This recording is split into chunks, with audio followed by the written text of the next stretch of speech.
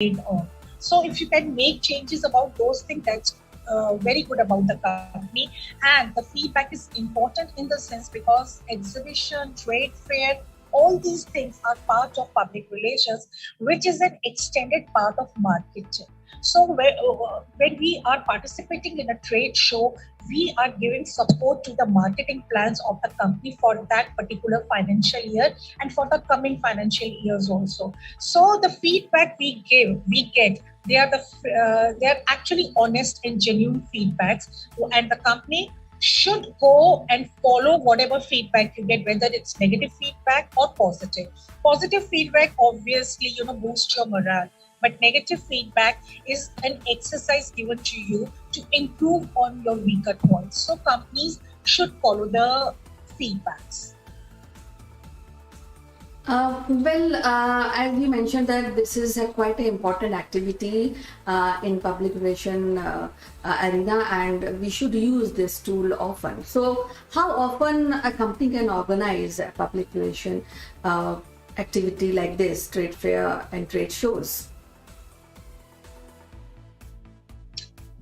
Kancha, and this all depends on the budget of the company. So like the company I was working with, one of the companies, they were very much actively involved in these kind of trade shows, exhibitions and all. So they would set their budget in the month of February.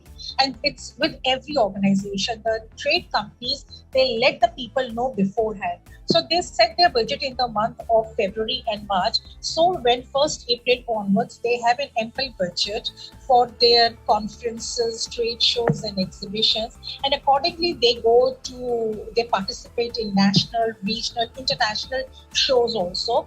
And they have the staff, especially who are there to organize, design their stands, design the exhibitions. They have to get their literature printed also. They have to look after the logistics of the staff, the people. So it all depends on the budget of the company. The good companies, they start with smaller budget, but later on when they see the importance of these shows, they increase their budget. And I think it's very important to be seen, because it's important, that people, the footfall, the coming in, the people coming in, the actual people for whom you advertise on TV, they're actually there to see your products, to meet you, to see your ideas, how you display. So it's important for any company, whatever said and done, every company wants to participate in these kind of shows. Well, as you mentioned that trade fairs and trade shows are very, very integral part of public relation activity and for product launch or kind of interaction or introduction of the product or services. So now suppose if I want to organize a trade show in 22, so when should I start preparation for this seriously? So that when the launch of trade fair is done, it is good, seamless, and we can get more footfalls and mindshare. Okay, suppose if you want to participate in a trade show, you should plan for next year, which is 2022. And you should make your preparations now onwards. Doing the research work, you should have a research team doing the research work just to see which kind of show your organization fits into. You should have proper team who do the research work, and you should, at present, any trade show which is going on, you should visit them, see how people they design their stand, and you can find out the nuisances while visiting the trade shows, so that when you actually participate, you give best of your the best of your organization. You display best of your aspects to the people, to the public. So it is always good to advance 1 year in ahead. You have your financial issues to be settled into. You have your team which team you need to have. Then logistics. All these things are very important, and you should know designing part, briefing part, and you should also be in touch with the media people that you invite them to their stand, so that when they go back, they write about you also. So the media handling, the staffing, the briefing, the printing part, what you exactly would give out to the people who visit to your show. You hand over your souvenirs or your brochures. So the language, the color scheme, everything. So it takes 1 year time. And when companies, they do these work, the ones who become very professional, they're always ready to participate in any kind of exhibition. They're always ready because they have proper department which is always doing these kind of work. So randomly, if they have to participate in any kind of exhibition, they are ready with everything. Well, I think based on your our discussion today, I think exhibition is very, very critical and integral part of any public relation activity. So as usual, Ritu, I am so pleased to talk to you regarding exhibition and trade fairs today. So we'll be meeting again with some thought-provoking idea of public relation. Till then, bye-bye and take care.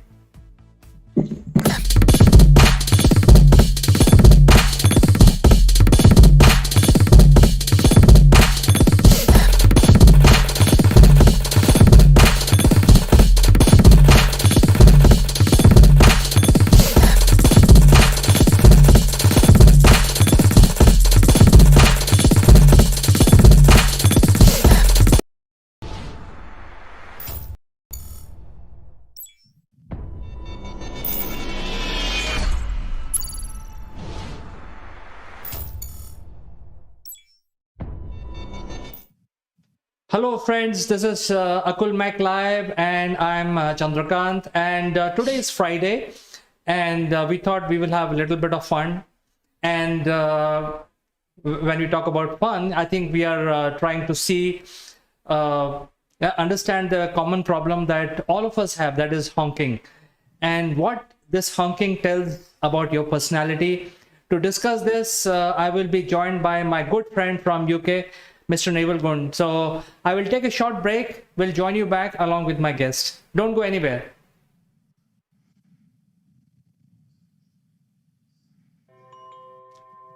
Hey Naval, good morning. How are you today? Good morning, CK. Good morning, everybody. Beep, beep. Beep, beep. Have you heard that today already? I have, and I haven't even been in the car. I've heard it from my study, where people just put their hand on the honk or their foot on the honk or whatever it is. So today we're going to be talking about being a happy honker. CK, are you a happy honker? Come on, Naval, I'm an Indian. I love to honk.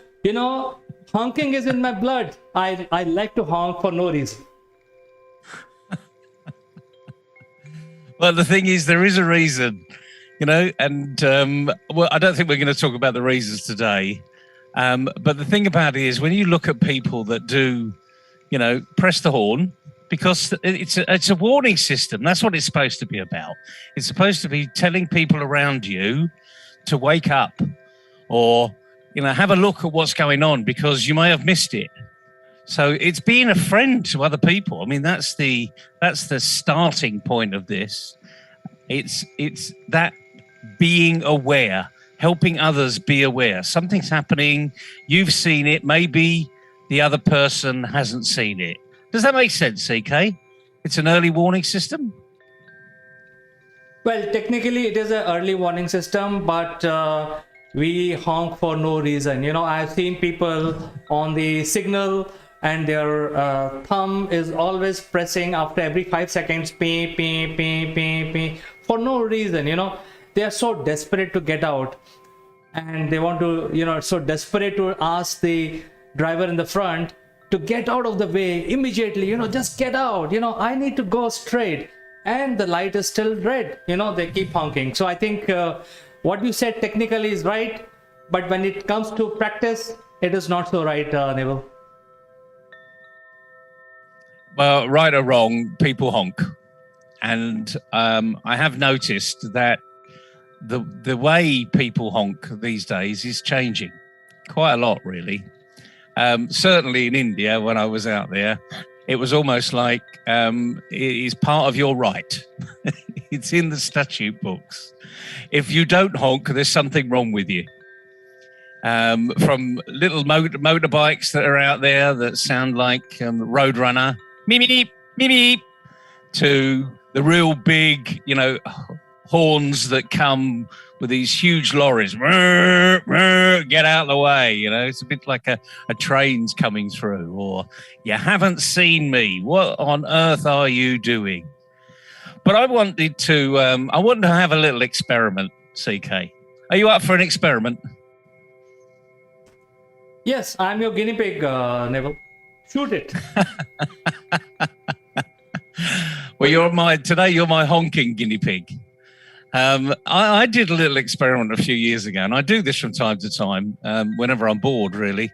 I was in traffic. Doesn't matter where I was. It was in Asia, that part of the world, and we were in some serious traffic. And all you could hear was honking. Can you just imagine, everyone going beep, beep, honk, honk, and the thing is, it was going on for so long, it was quite clear that some of these batteries were going to run down because, a lot of the vehicles on the road in that particular area are not particularly well maintained. And you could just hear that as over time, it must have been 20 minutes, maybe twice as long as that, maybe 40 minutes. And you could actually hear some of the noises be muted. You know what it's like when a battery starts to run down, CK? And so I said to the driver, let's just have a bit of fun here. And the driver was up for it. I said, do you know any popular music that you could, play out on your horn? And he said, I've done this with my children. It was a foreign language, so I had an interpreter. I've done this with my children before, and we've had a bit of fun. I said, okay, well, let's have a bit of fun now. So he just started to play a tune on his car horn. And it was really quite amazing because as the tune became more repetitive, the people around our car sort of started to look over into the vehicle I'm hearing something that's got a melody now. It's not a me, me, me, me. It's got some form of melody. And what happened was they stopped beeping their car. They took their hand off the horn. And more people were looking round. And the driver was having so much fun. He was adding the drums to it as well, bashing away on the steering wheel and hitting the horn. So he was having a whale of a time. So he was almost like a busker, a one-man band in his car with just this one horn, which had one tone. And then what we noticed, after 2 or 3 minutes, other people started to join in with the same tune. So it was almost like there was an orchestra playing in that one area. And of course, as lots more people join in, the noise goes up and it was deadening out all of this other honking that was going on. Now, we didn't get out of the car and walk, a quarter of a mile up the road to find out if anyone else had started in. But the fact of life is everyone started to have a bit of fun. And they were smiling and laughing, and all the angst and aggravation about being stuck in traffic had been taken away. So have you ever done that in the car, CK? I've done it many times with the kids and they love it. Have you ever done that in the car with your kids? No, Neville, I have not done this. Because in India, what you get is you have a horn in the front, and you also have horn with connected to the reverse gear. So there are all kinds of melodies, you keep hearing, and these reverse gear horns are very melodious. It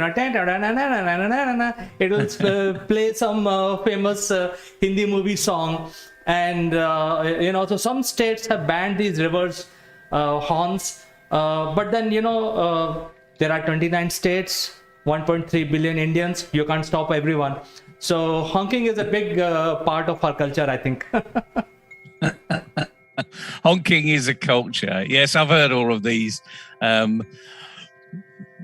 Be careful. This vehicle is reversing. This vehicle is reversing. Beep, beep. This vehicle is reversing. I mean, we get them all the time, really. And again, it's just a reminder that these are warning systems. These are warning systems. But if you're going to be stuck in traffic in future, just have a little bit of fun. You know, if you really do feel as though you should be beeping away, then beep away to a tune and just see what happens to the people around you. I mean, I'm regularly, you know, when I'm stuck in traffic, I don't beep away, but I'll have my music on. And if a particular song comes on where there's drums or trombone or trumpets or what have you, I'll be bashing away on the steering wheel. And I'm sure, you know, many other people look over and think, whatever he's doing, we need to be away from him. So it's probably a good way to get people to get out of the way. But the point about today is be a happy honker. You know, because most people I see in vehicles where they've got the hand on the horn, it is this red lights ahead. I mean, you can't go anywhere, but they're taking frustration out on it, and you can see this sort of anger in their faces. But let's try and turn that today, just for a Friday. Let's turn that on its head and become a happy honker. What do you think? Can we run a competition of people that can literally on their phone record themselves honking away when they're stuck in traffic? And let's see if we can guess the tune. Well, that's a very good idea. In fact, this session is live, and people who are watching, they can actually submit their clips if they have. Otherwise, they can submit it later. I think it will be very interesting for involvement of people. And I think most of the people are honking. I think they're used to honking. I'm sure there are a lot of motor mouth kind of videos people would have. They can submit it here and we can have a little bit of fun. But I think you made a very important point. I think on a serious note, when you see people honking, what it tells about their personality, I think that is something also is important, because people honk in a different way. Sometimes it's frustration, sometimes for no reason, as I said, and sometimes for actually sending a warning signal. So, you know, what do you think? You know, different people, can you, put them in certain spreadsheet based on how they honk about their personality? What do you think, Neville? Well, I'm sure people will try to do that. I think what we can find out, we certainly will know someone's personality if they really do put their hand on the horn and don't take it off. But the fact of life is, if you're stuck in traffic, if there's a red light in front of you, guess what? I really would like to go. I would like to move forward. So anyone around me, if you're honking me to get out of the way, the real bad news is I have no choice. I have to wait for that light to change.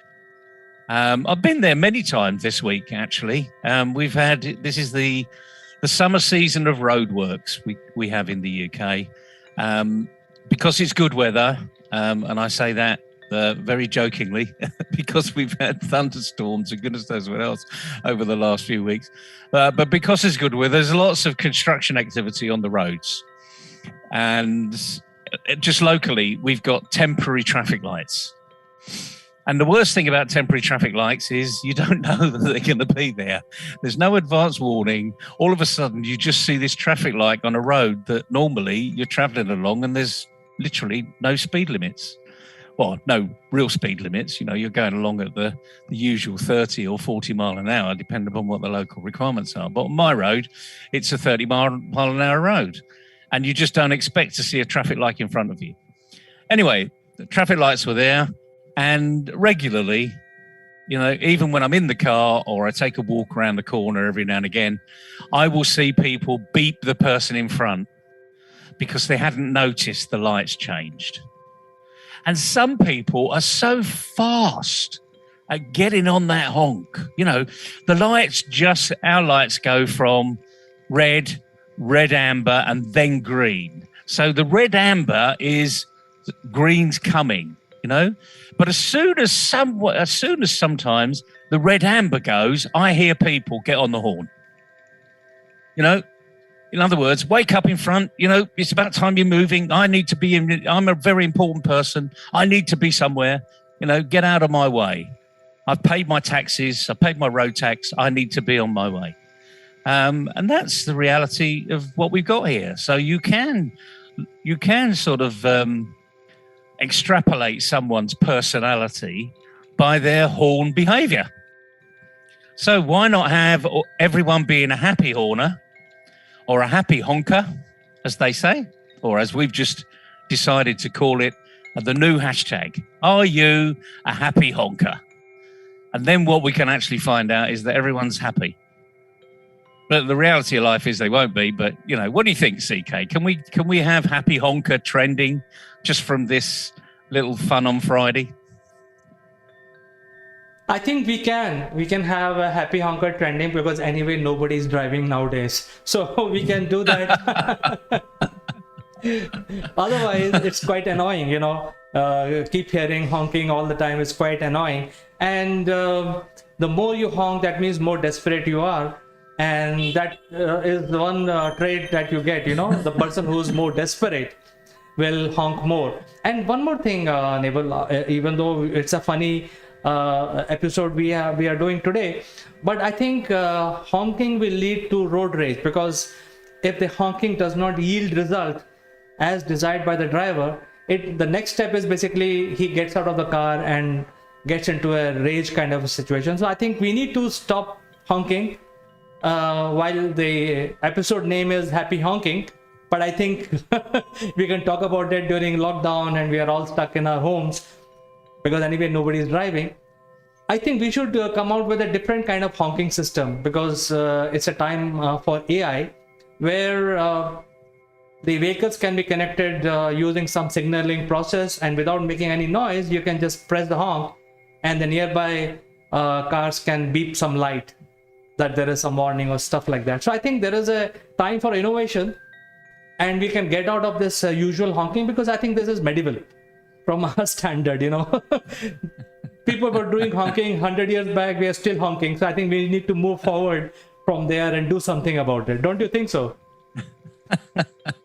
Well, I love the trip into technology. I'm sure there's someone listening that's got an app in mind. You know, perhaps you can create a happy honking app. There you go. There's a challenge for you. Any young person out there that fancies a bit of fun on a Friday, and send it to us, and we'll push it round.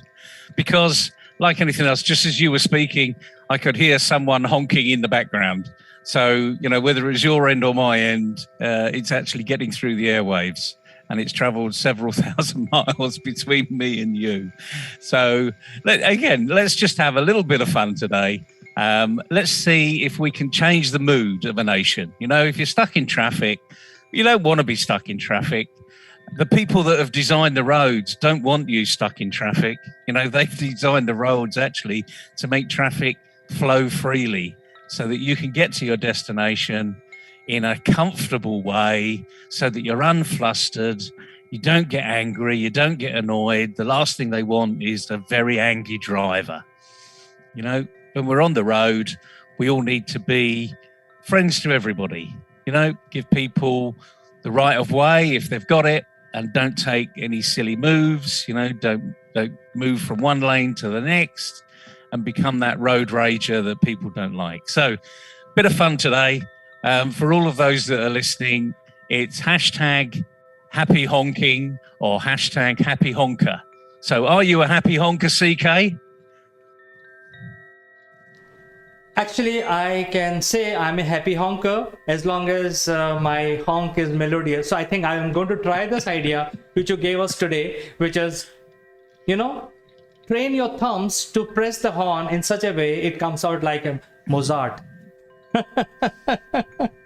Well, it's actually funny because as we speak, I've just had a text in from someone who's watching BBC News, and they've got the cricket on, and in the background you can hear people hooting away. It's at Lord's, you know, the home of cricket in the UK, and apparently someone yesterday was sitting in traffic outside, probably a taxi driver, and they were honking the music to the introduction to cricket over here, which is okay.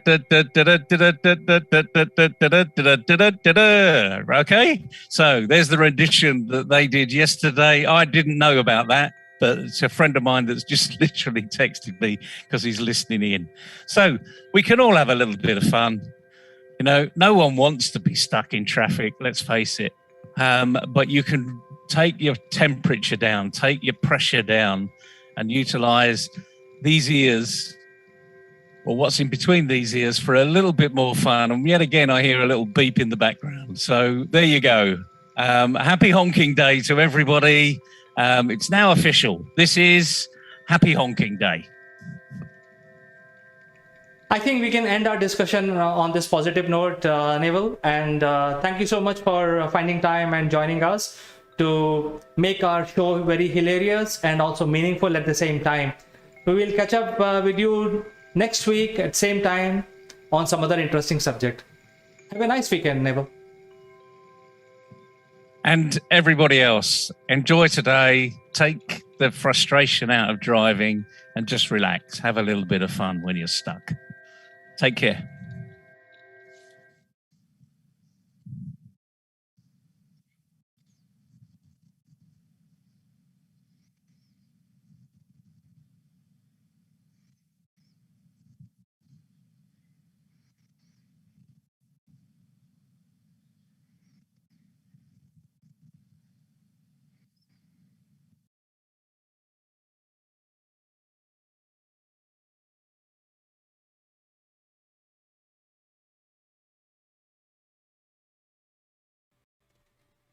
Welcome to Akul Mac Live, friends. This is Chandrakant. The greatest news today is India has struck silver, the first medal at Tokyo Olympic. This feat has been carried out by Mirabai Channu. She hails from Manipur.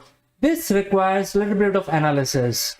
Before I start my discussion, I have to tell you that you can now get connected with our channel instantly. All you have to do is point your mobile phone camera on this QR code right here, and you will get connected with us. Friends, don't go anywhere. I'll be back after a short break.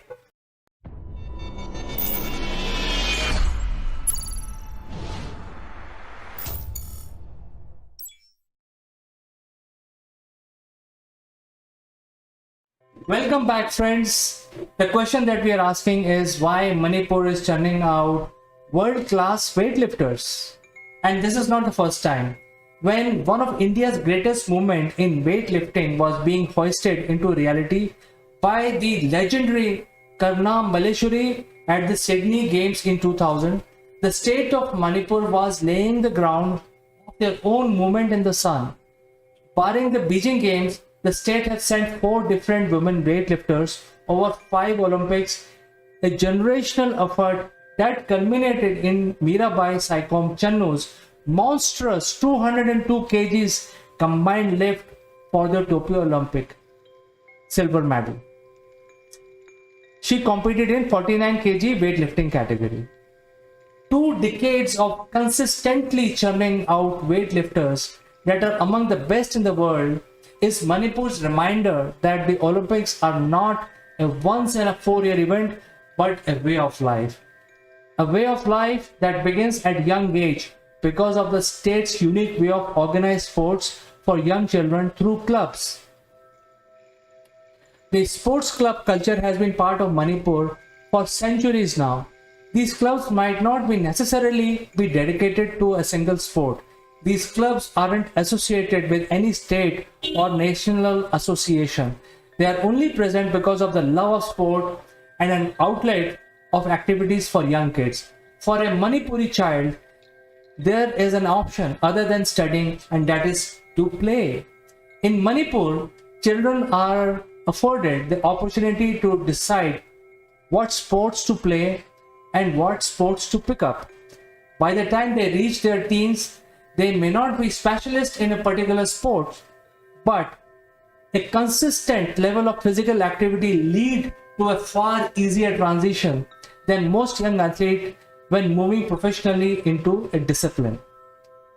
As has been the case for the state of for the centuries, a steady stream of women weightlifters heading to the farthest corners of the globe to compete in the best tournaments on offer continues to fuel the desire for what is a casual aspect of life to become the center point of their existence. In the beginning of the 90s, people started to realize that sports could be an earning profession. The opening of the Sports Authority of India Center in Amphoe suddenly gave weightlifter in the state the opportunity to go from spare parts of automobiles as weights to real imported equipments. The former weightlifters were also the part of change as their career transitioned from athletes to coaches. Mirabai Channu's story trudges around the same lines. A young 12-year-old child lifting heavy logs in her hometown of Nongpok, Kakching, 44 kilometers away from Imphal, who one day got noticed by Anita Channu, a former international weightlifter and a coach. What she saw in Channu as a young child, Channu was something most Manipuri experts in sports says it is an intrinsic part of their culture identity. She had a killer instinct and explosive strength. People from the northeastern states of India are smaller in height but make up for it with a player like Maradona or Messi, that is low center of gravity, which is very crucial, especially when it comes to sports like weightlifting or football or boxing. The low center of gravity saw Mirabai pick up almost 4 times her body weight across 5 successful lifts in a snatch and clean and jerk categories. But it isn't just the height or body type or the region that defines their ability. The secret also lies in what is put in their bodies, or rather, what has been into their bodies for generations. There is certainly something in the land. Most athletes in the lower weight category come from the Asian countries like China or South Korea, and these countries are famous for sticky rice being part of their staple diet. In Manipur too, most of the people eat rice as a primary source of energy as well. This simplistic way of nutrition, one that has been a generational staple for them, is considered a prime source of fuel by experts for essential carbohydrate that end up aiding in physical training. These carbohydrates do the twin job of easy to digest while pushing the body to recover faster after intense workout. It is the combination of the right kind of food, air, and the culture of the land, the generation of women to look up into weightlifting that brewed itself into the perfect storm, and hence we have Medicom, and now we have another gold medalist from the same state of Manipur. Hip Pure India, Hip Pure Manipur, Hip Pure Northeast.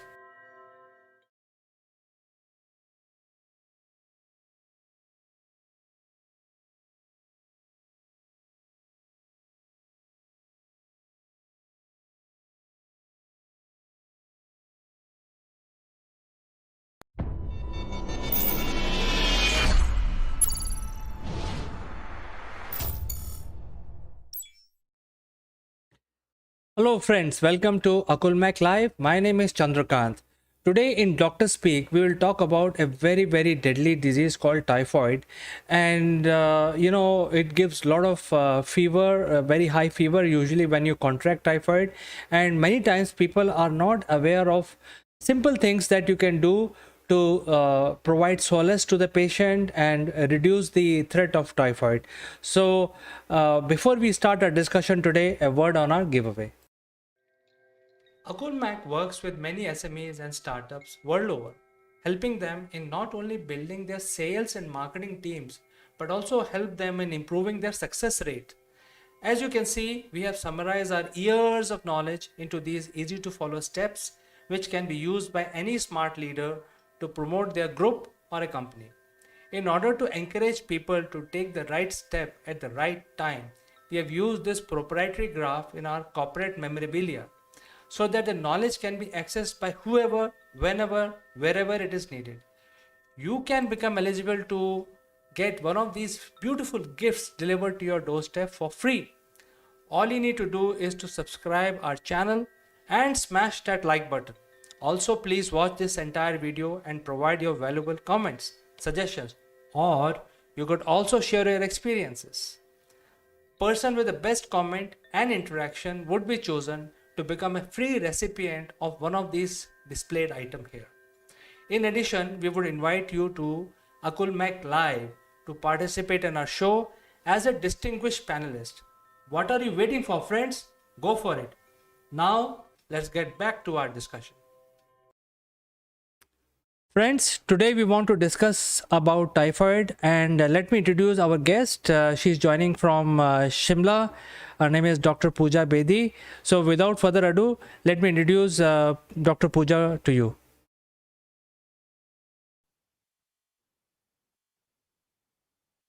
Greetings, CK. I hope you're doing all fine. Thank you so much for the generous introduction. Everything well, and I think our viewers and myself would like to know more about typhoid. And I think it's a very scary type of disease, and whenever there is a typhoid, people get scared. So I think you can clarify some of these doubts today. Yes, CK. Absolutely. It is a scary disease if it is not catered timely, for sure. But if it is catered timely with the right uh, kind of treatment, it is not that scary as well. But typhoid, as we all know, it normally comes whenever the weather changes there from the uh, winters to summer patch. But it is not because of the weather change, it's because of the unhygienic habits that we tend to follow, and it leads to the typhoid fever itself. So, typhoid is basically a bacterial disorder or a disease which is caused by Salmonella typhi, which is one of the serotype of the Salmonella enterica bacteria. So, it has got different serotypes and they tend to affect the liver very, very dramatically. So, typhoid is one of the manifestation in which the Salmonella typhi, to be on a very, very understandable note, that it is a bacterial disease. It is caused by the Salmonella typhi, and it usually comes or is caused only because of one reason, that is the unhygiene that we tend to follow. So the typhoid can actually spread by the oral fecal route, that we are pretty much aware of. That in case there are some kind of already pre-existing bacteria of the Salmonella which are present in the food, and if the unhygienic habits are followed, like for example, not washing the hands before preparing the meals or the food, you can say, so it tends to travel from one individual to the another. And it can happen, CK, the individual who is actually a carrier can be a chronic carrier. So he or she might not be having the clear cut indicators for the typhoid, but they become a good mode of transmission for the other humans. So it is very important to follow the very, very clear cut hygienic guidelines, especially considering the COVID pandemic that is going on right now. So it is the fecal oral route that is the main one of the main reasons why it spreads. Contaminated water that we tend to drink from any of the sources, specifically golgappas. During this particular season, summer, it is relished a lot. But please consider the COVID pandemic and the typhoid also. It tends to affect the gut system of the human dramatically. So it can lead to, if we come to the sign and symptoms, it leads to very high fever, but it's not that it happens abruptly. There's a slight fever that comes, and gradually it increases to a very high temperature. So normally the fever that we speak about in typhoid is the step ladder fever. Now, if we look at a ladder, there is a slight rises there, then it tends to stay there for some time, and then again the slight rises there. Same is there with the typhoid. Unlike the other fever that comes during this particular season. So this is a very clear cut indicator that it can be because of the typhoid. So there's a step ladder, slight gradual rise of the fever is noticed in the individual, along with other symptoms like headache, profuse diarrheal disorders can also come up along with it. And in some cases, it has been seen that the constipation tends to happen.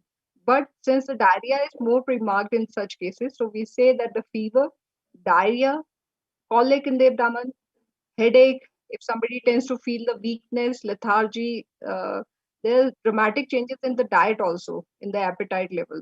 So these are the clear cut indicators that the individual is having the typhoid fever. But uh, there are some cases, as you correctly mentioned, it can actually become a very, very severe disease in itself.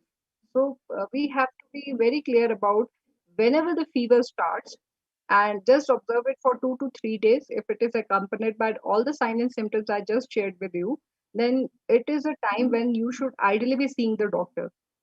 It's very important to see the doctor on time, to get the treatment on time, and follow the protocols, especially hygiene factors for sure, and the diet also, because one tends to undergo tremendous weight loss in typhoid as well. So it's very important and crucial to focus on the diet. So these are some of the signs and symptoms which can lead to severe, uh, you can say later on, results if not catered properly, right on time with right kind of treatment. There's one more aspect, CK, I would like to add that we all are aware that antibiotics is usually given to treat the typhoid. But there is one more thing that we should, in fact, couple of things we should be very precise about. First is the kind of the diet we are taking if somebody is diagnosed with typhoid. So the first part is I basically divide the food into two different categories. First is to maintain the hygiene, the kind of hygiene we tend to maintain for the kind of the food we cook at home. So, considering the pandemic that is going on, I personally suggest to soak your vegetables and fruit for 30 odd minutes in, you can say, filtered or RO water. And after that, you can, wash it. So, pre soaking of vegetables and fruits is very much required to take out all the bacteria and you can say to extent of some other pathogens as well. And then you wash it and then you can just cook it nicely. So, avoid as much raw food as you can. It is very important. It's difficult for the body also to digest, and it can definitely contain any amount of pathogens. So, do not neglect the hygiene factors that are to be followed. So, this is the first thing about the food, and the second this is the preparation part of the food and the kind of food we should be taking. So, I highly recommend to go for the moong dal. I am just considering the Indian population and the kind of food we usually take every day. So, moong dal is one of the best. Uh, can say source of instant energy for people having the typhoid. They can have mild chicken soups, and they need to have a high calorie diet. With high calorie diet, I don't mean to take on, chocolates or on all this stuff. Better replace them with honey. Go on a high carb diet as well. There has to be a minimal intake of the fat. As such, the liver tends to suffer in typhoid, so we can't overexert it with add-on of food products like that are rich in fat. So try to avoid fat, try to avoid chili, and if somebody is a tea or coffee drinker, I recommend them to, if they can just lower their intake, since it's a habit, we can't avoid it. So if they can lower the intake. So more of moong dal soup, more of veggies, more of fruits that are rich in fluids. Why this is a big question, because in typhoid we tend to lose the uh, you can say fluid level of the body. It has to be replenished with the high and a good and a very smart way of fluid intake or the hydration we tend to take. So sipping water every time will not help to compensate for the fluid that we tend to lose, or you can say a solution for the dehydration. The better thing is to take the lemonades, take the buttermilk or lassi that it's very apt for the season. Curd one can have, fruits that are rich in water content like watermelon. It's a seasonal fruit. So these kind of replacement of the fluid or you can say hydration components for the body are much better than what we tend to take it otherwise. So I had a couple of days back, I had a case, CK, of the typhoid fever. So the person asked me, can I take the energy drinks? So, so this is what I'm highlighting this point. Please don't go for the synthetic form of the hydration. Go for the more organic or the season friendly hydration tips that I've just cited with you. Go for that. And hygiene, definitely. Please wash your hands as frequently as you can, specifically during this COVID and the typhoid season that is about to come. So wash hands, take bath every day, be on a very good light diet, which is less in fat, and avoid food from the market for sure. That is the first recommendation. Again, the COVID also. But considering the typhoid can actually turn out to be a very severe kind of disease, and it can end somebody's life very easily in just couple of weeks span. So it's very important to have uh, food from the home. There's one tip for people who tend to travel. Now, considering COVID, since not much of the traveling is there, but whenever the people are traveling, try to carry your own bottle of buttermilk, or you can say lemonade or water, or washed fruits that you have done at your home. So all these recommended things are uh, there from my end. So be very precise with the hygiene. That is one of the mantra for to cater for typhoid. Well, I think, Doctor, you have explained the whole thing in a very nice way. I think you have emphasized the importance of hygiene, being hygienic, wash your hands, and regularly, make sure that you're eating the right kind of food and things like that. However, I have one question, which is. Usually typhoid comes through what? Is it a waterborne disease? Is it an airborne disease? Or is it because of the wrong food that we are having, or not hygienic food? What is the cause of the typhoid? See, the cause of typhoid CK is very clear cut. First is having unhygienic food or stale food, or getting exposed to the kind of food we tend to take or tend to bring from the market and we don't wash it properly. So fecal oral route, you can say, is one of the factor from where the transmission of the bacteria happens. If somebody, for example, is a restaurant owner, is already having a typhoid and can be a chronic carrier of the typhoid bacteria as well, so he or she might not be having any indicators. So, but if unhygienic protocols are being followed there, so hands are not washed properly and the veggies are not washed properly, it tends to happen that the transmission of the bacteria happens to the other individuals who are consuming that particular food. So it is a fecal oral route basically which happens, and the contamination can happen via food, it can happen by water, or you can say any kind of fluid intake. It is not airborne for sure, but the main thing is to follow the hygiene protocol. That is very important. I think you have emphasized this point quite emphatically, that the hygiene of yourself and the right quality of food you have to take. And you also mentioned some tips like washing the vegetables and soaking them before you actually start, storing them in your refrigerator. So I have a question related to that, and that question is about you when you soak your fruits and vegetable, is it the plain water that you're supposed to soak, or you need to add some additive like salt, or something like that, or plain water is sufficient to kill the bacteria?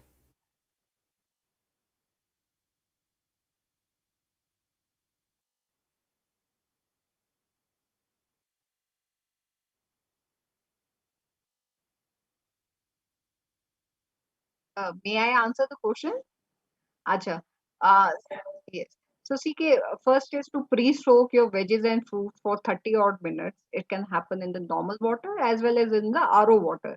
But considering the kind of water pollution level is there in your own city, for like in Shimla, the water is of very good quality, to be very frank, and in fact, it is applicable in all the hills area. So, just soaking the veggies in normal RO water will suffice the need. It will not kill the bacteria, but it can happen that if you wash it properly, it tends to take off the pathogens from that particular thing. But considering the metro where the water pollution and air pollution is on real high, so I'll not recommend, because that water source can be one of the reason for the transmission of the typhoid as well. So I'll recommend people have ROs at their home. If they don't have, just lukewarm the water a little bit. Soak your veggies and fruits for maybe 10 odd minutes if it is a lukewarm water, and then you can rinse it off nicely in the water and just store them.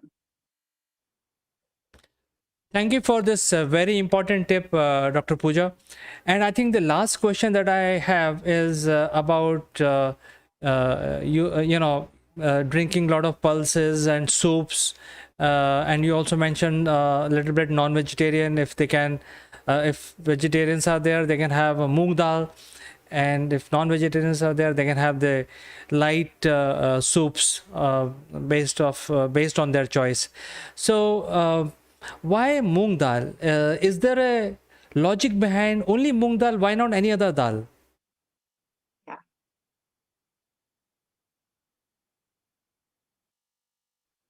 that's a very good question, CK. That's a very good question, CK. Why I normally insist a lot on moong dal is, first is that it is a very economically viable option for all these starters. Secondly, it takes hardly any time to cook. Very easy preparation is there of the same. It is very high in protein content also. It's easily digestible. You don't feel bloated after having moong dal. If you compare it with the other dals in which the content is little high of the amino acids as well, so the individual tends to feel the bloatedness. But with the moong dal, the digestion is very easy.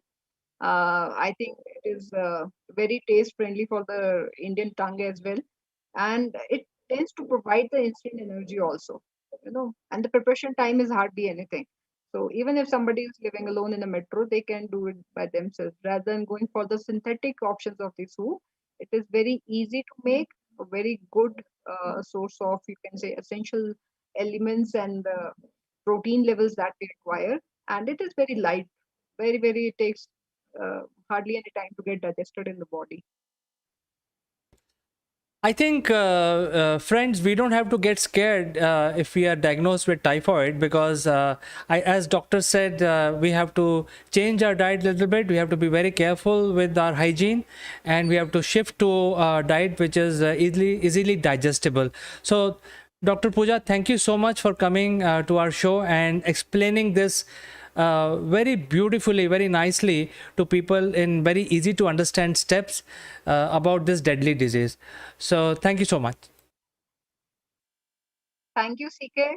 It's always a pleasure. Thank you so much. And we will catch up next time again with some other medical tips in the next show of Doctor Speak. Until then, I like to say goodbye.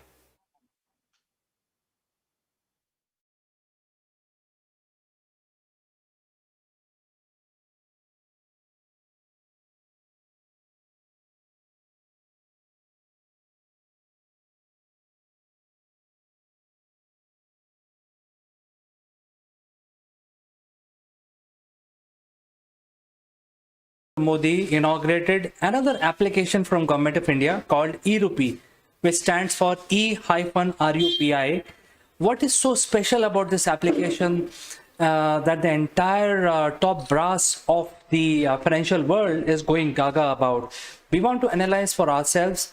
We will also discuss what is the basic difference between E-Rupee and UPI or Bheem payments.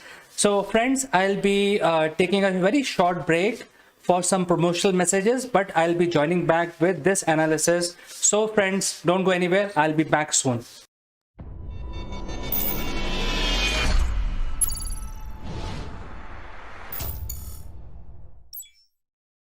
Friends, have you ever wondered that making a lasting impression online is similar to landing on the moon? If yes, we have a solution for you. Akulmac Genius program will help you prepare for your upwards trajectory towards success in the digital world.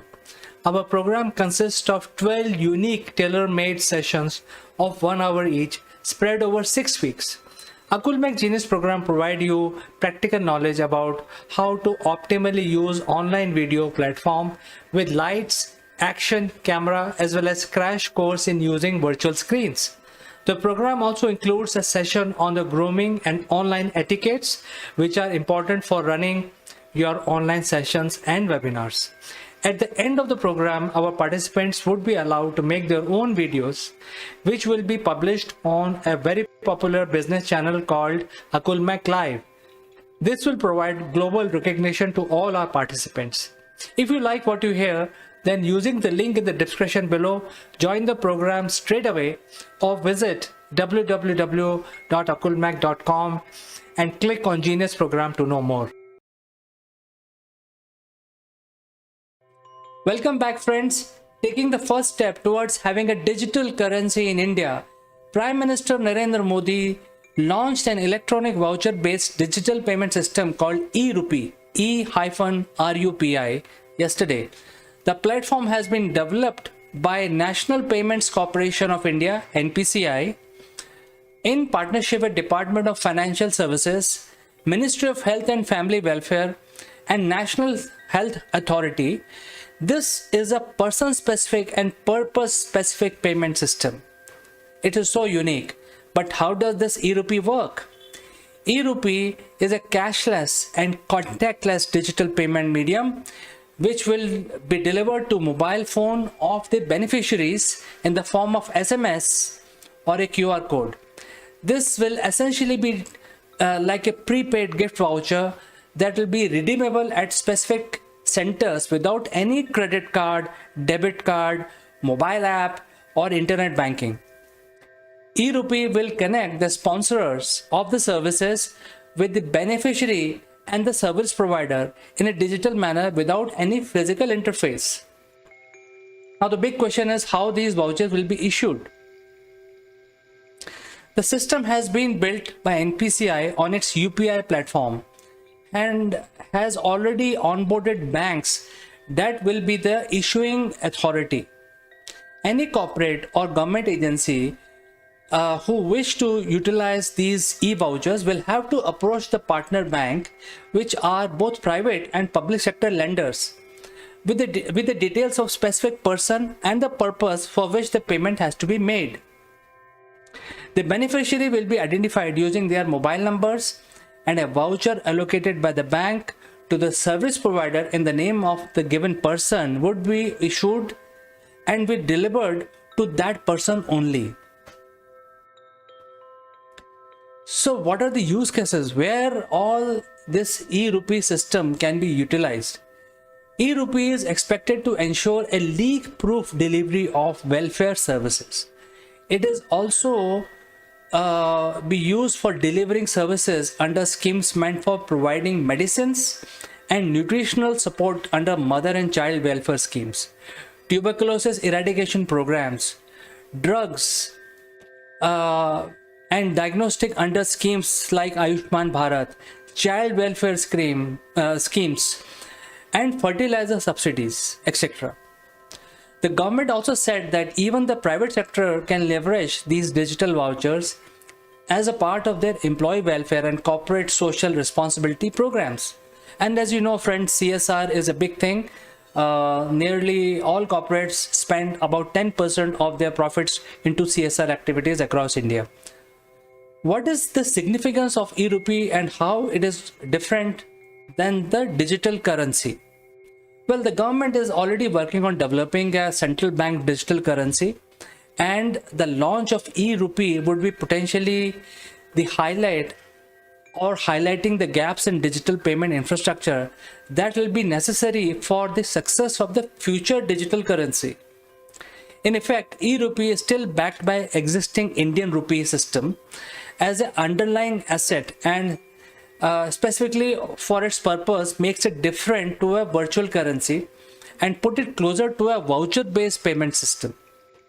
The Reserve Bank of India had recently said that it has been working towards a phased implementation strategy for central bank digital currency, or CBDC.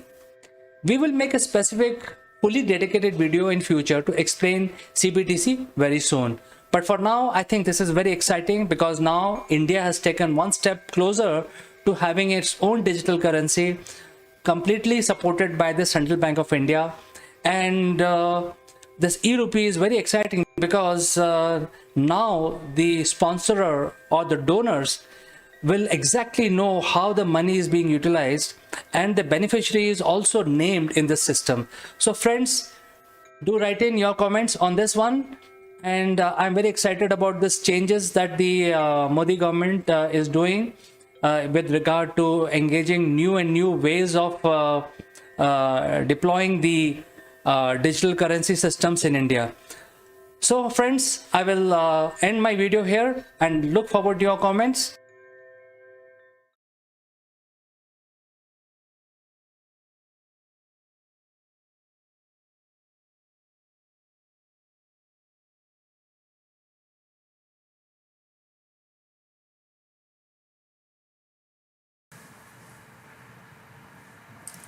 Hello friends, this is Chandra from Akul Mac Technologies. Welcome to Top Brass.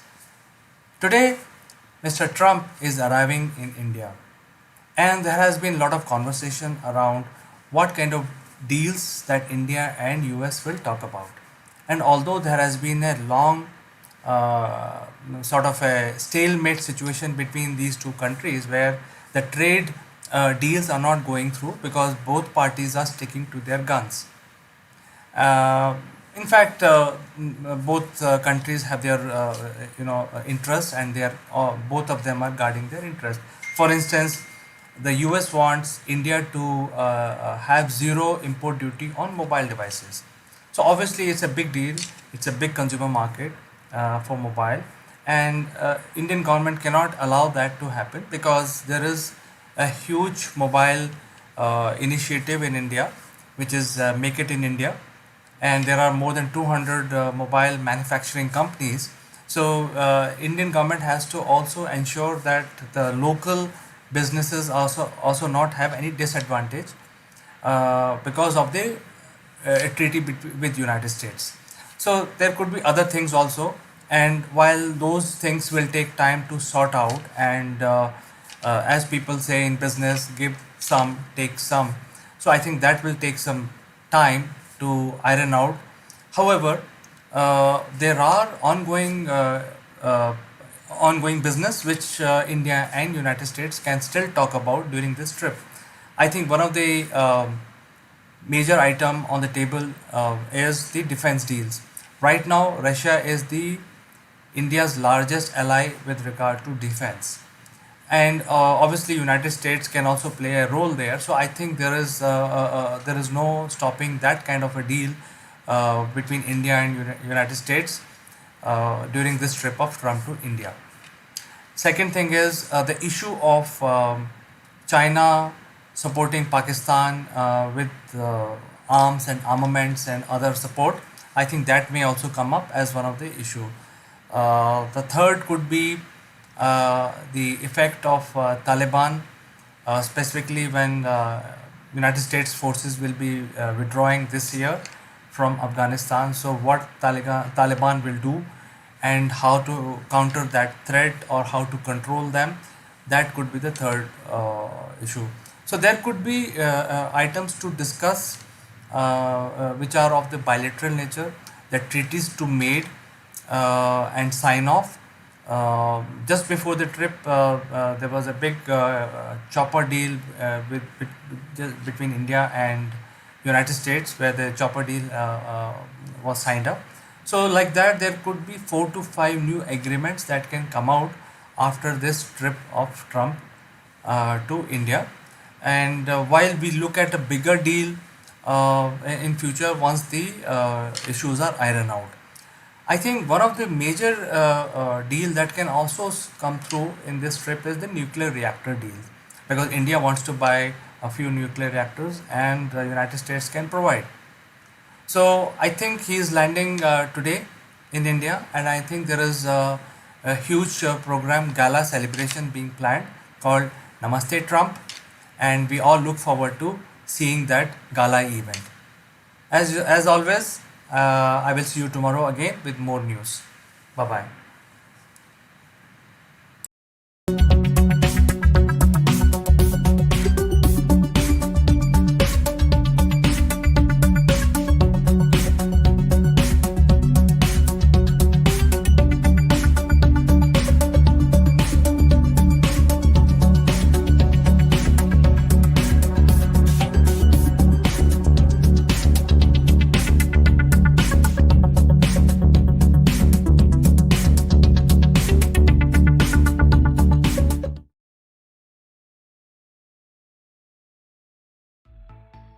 Hello friends, welcome to Akulmek Live. I am Kanchan Verma, and today in this series we will be discussing about great rishis of India, as we had been discussing from last weeks.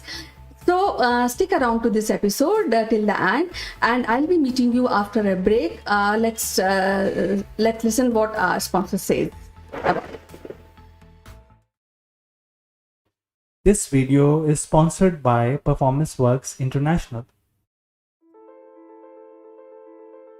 Are you ready for the challenges facing the modern workplace? Recent events have taught us the importance of transformation. Businesses now face a perfect storm of challenges. No business is too big to fail, and many are too slow to succeed. Our workforce is changing fast. We're entering a new age of empowerment, and everyone can contribute. The Inner CEO reveals how we can all play a part in making leading at all levels a reality. Written by Jeremy Blaine, an expert on business transformation and growth, it provides a roadmap to help everyone unleash their inner CEO and contribute beyond their job role, whatever their level. Traditionally, strategy has been owned by the few. Now it's time for the many to contribute. Leadership must come from a broader base. Everyone has the potential to step up and make things happen.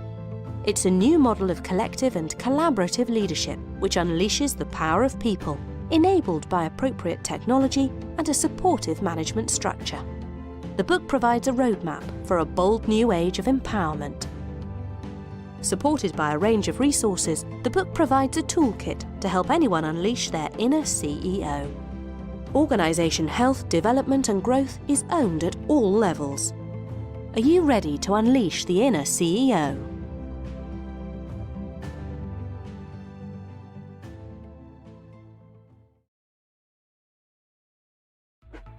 Welcome back, and today in this series we are discussing about one of the greatest rishi of India. And what can I tell about him? He is a king who became a great sage. Yes, we are talking about Rishi Vishwamitra. Vishwamitra was not a Brahmin by birth and was a great warrior. He was a Kshatriya king named Kaushika, and as he was descendant of sage Kusha, Vishwamitra competently ruled the kingdom of his kingdom for many years, and before he finally gave up everything and went on to become a saint. Now, I have not seen any king in the history who has left his kingdom everything and became a king, became a sage. I mean. You may say that that Ashoka the Great is one king who left being active king and also adopted Buddhism. But what I feel is that he never left his kingdom. He maintained his army. So in case if you have any name in your mind, you can comment on the comment box and let me know if you have any idea, any king who left willingly and became a saint, a king. Now, moving forward, Vishwamitra is one of the respected sage in ancient India.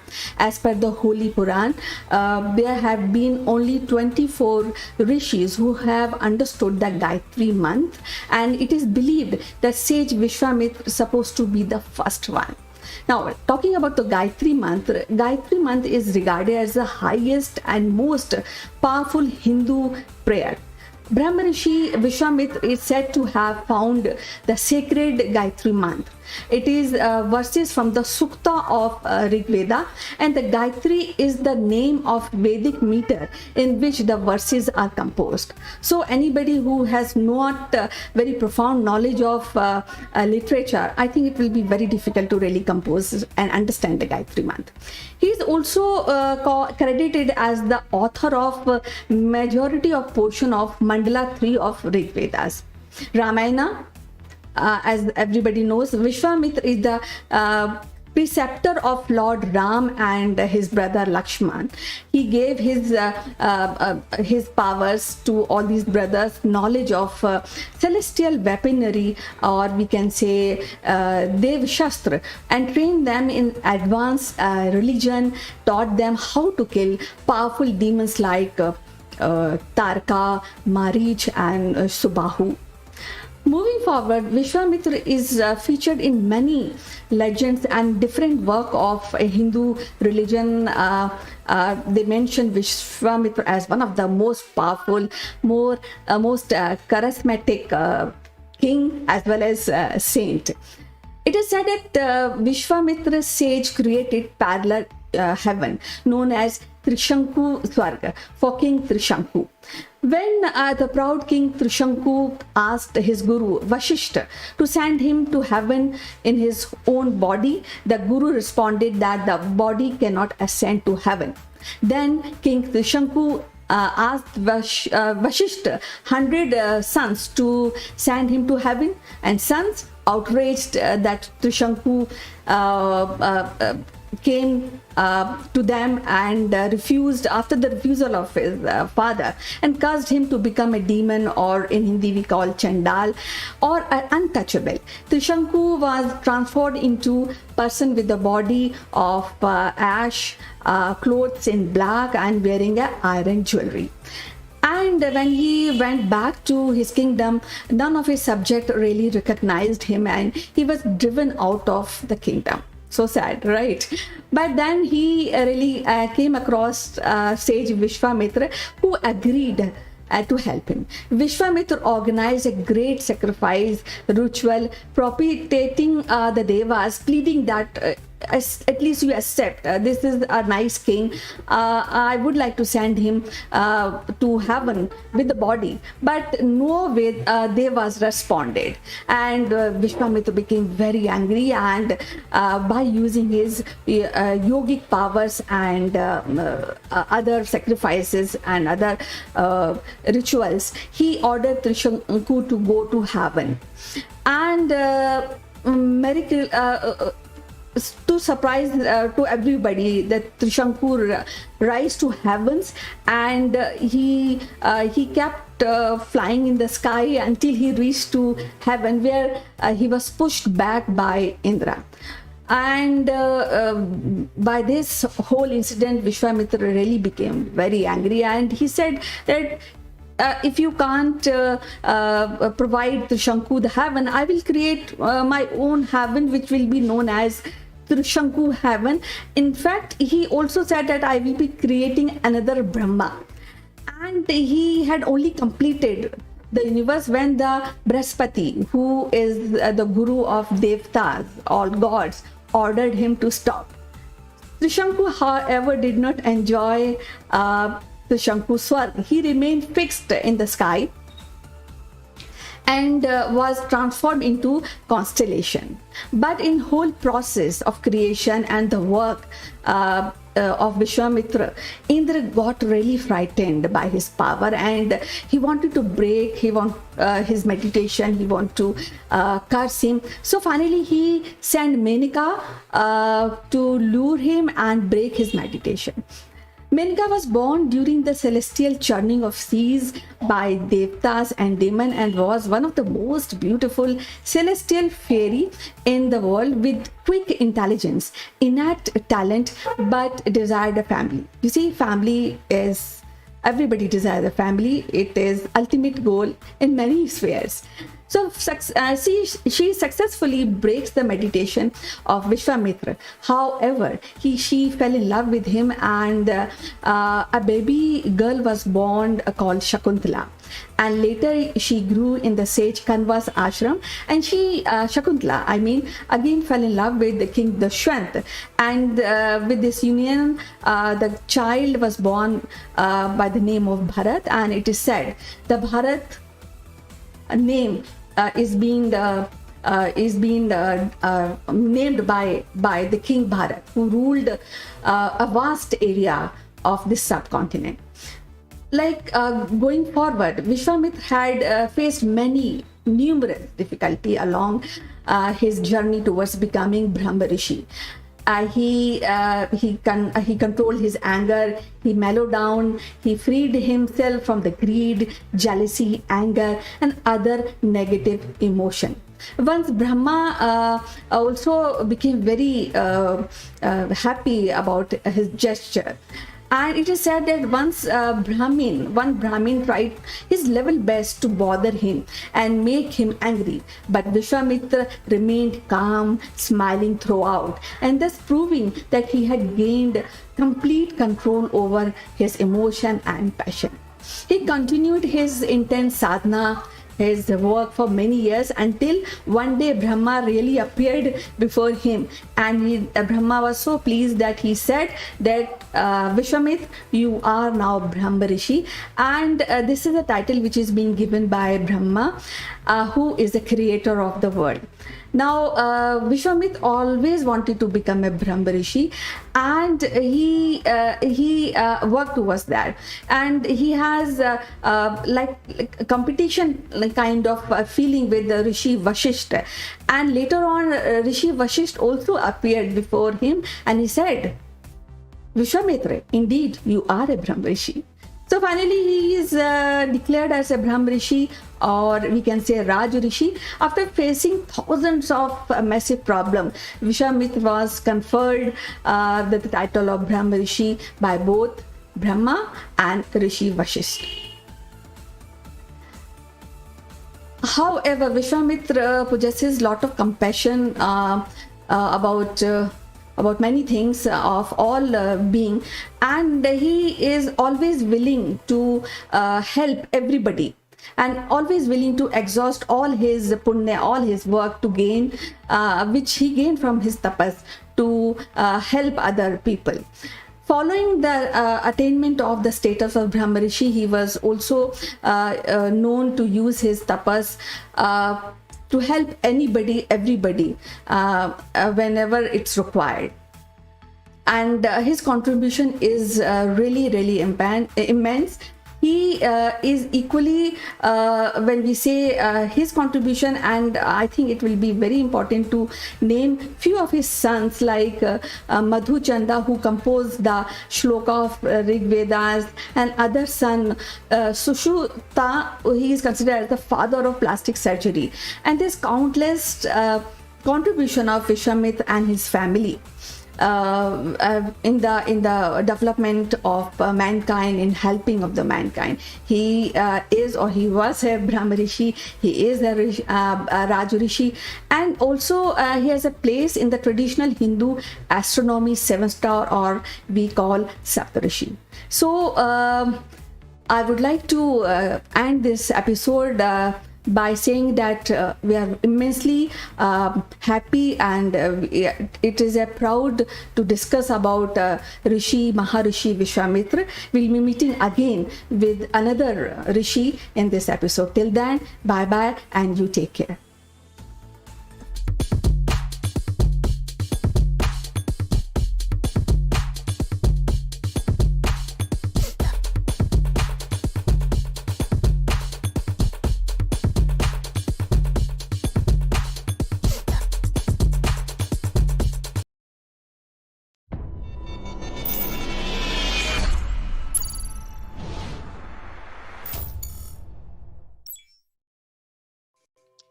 Hello, friends. This is Chandrakant from Akulmak, and I welcome you all to this very interesting subject that we want to discuss today. It's about colonizing other planets.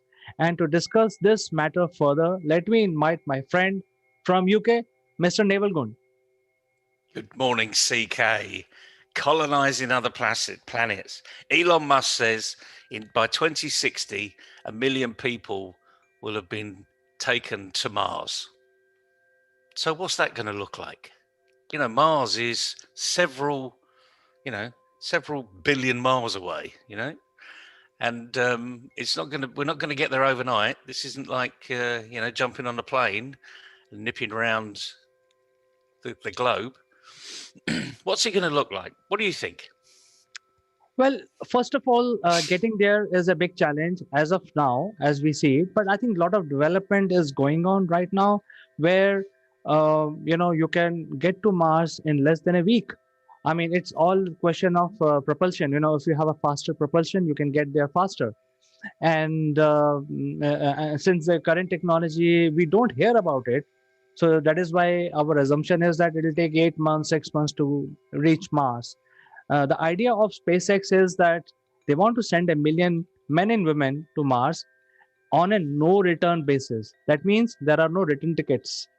All you have to do is get there, establish yourself, build a colony for yourself.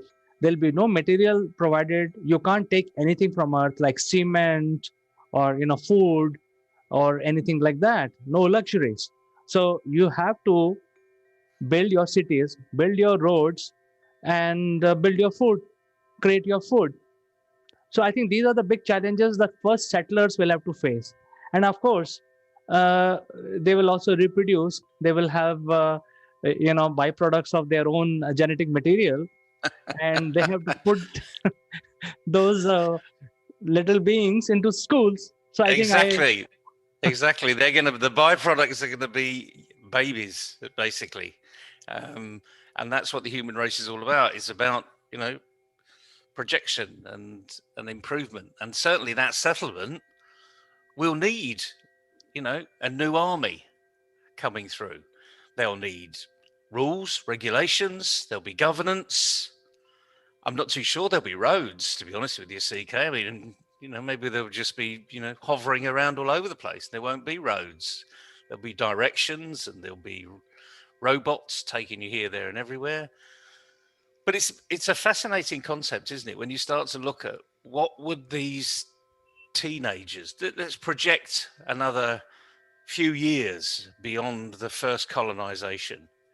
And it's going to look, let's just say it's going to look something like your background. There's going to be a colony. I mean, it's going to be enclosed. Maybe it's got its own environment, because Mars is a pretty nasty, toxic environment, as we keep being told. But we need to assume that an Eden type project is underway. And then these young adults, really, these teenagers, 14, 15 years old, are going to be toddling off to school. Again, are they going to be going to school? I mean, who knows? What would school be? So let's just think about the subjects. What would they be taught at sort of teenage level, say 13, 14, 15-year-olds, the rebellious age of a teenager. And remember, they will have already gone on a few spacewalks. I mean, that's got to be a given, hasn't it? They're on another planet. They're away from everywhere. They're already contributing to society. They may even be tilling their own garden somewhere, growing carrots or space carrots or whatever we want to call them. So what type of education system are we going to look at there? Would it look like the system we've got today, where you've got physics taught separately from maths and chemistry and a foreign language and astrology?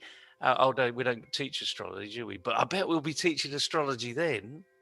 But certainly mathematics, certainly physics, because those will be probably the grounding, the foundation stones for these future scientists, because this is who they are. They're a new colony.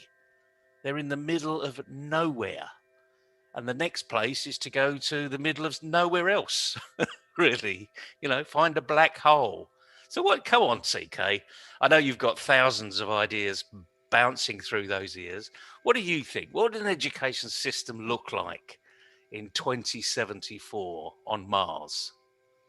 Well, I just want to start my conversation by saying that instead of growing the space carrots, I think most likely the first settlers will be growing poo potatoes. Potatoes. Okay, well, whatever. But they'll be Right. growing something. They'll be learning about food technology at a very early age, I expect.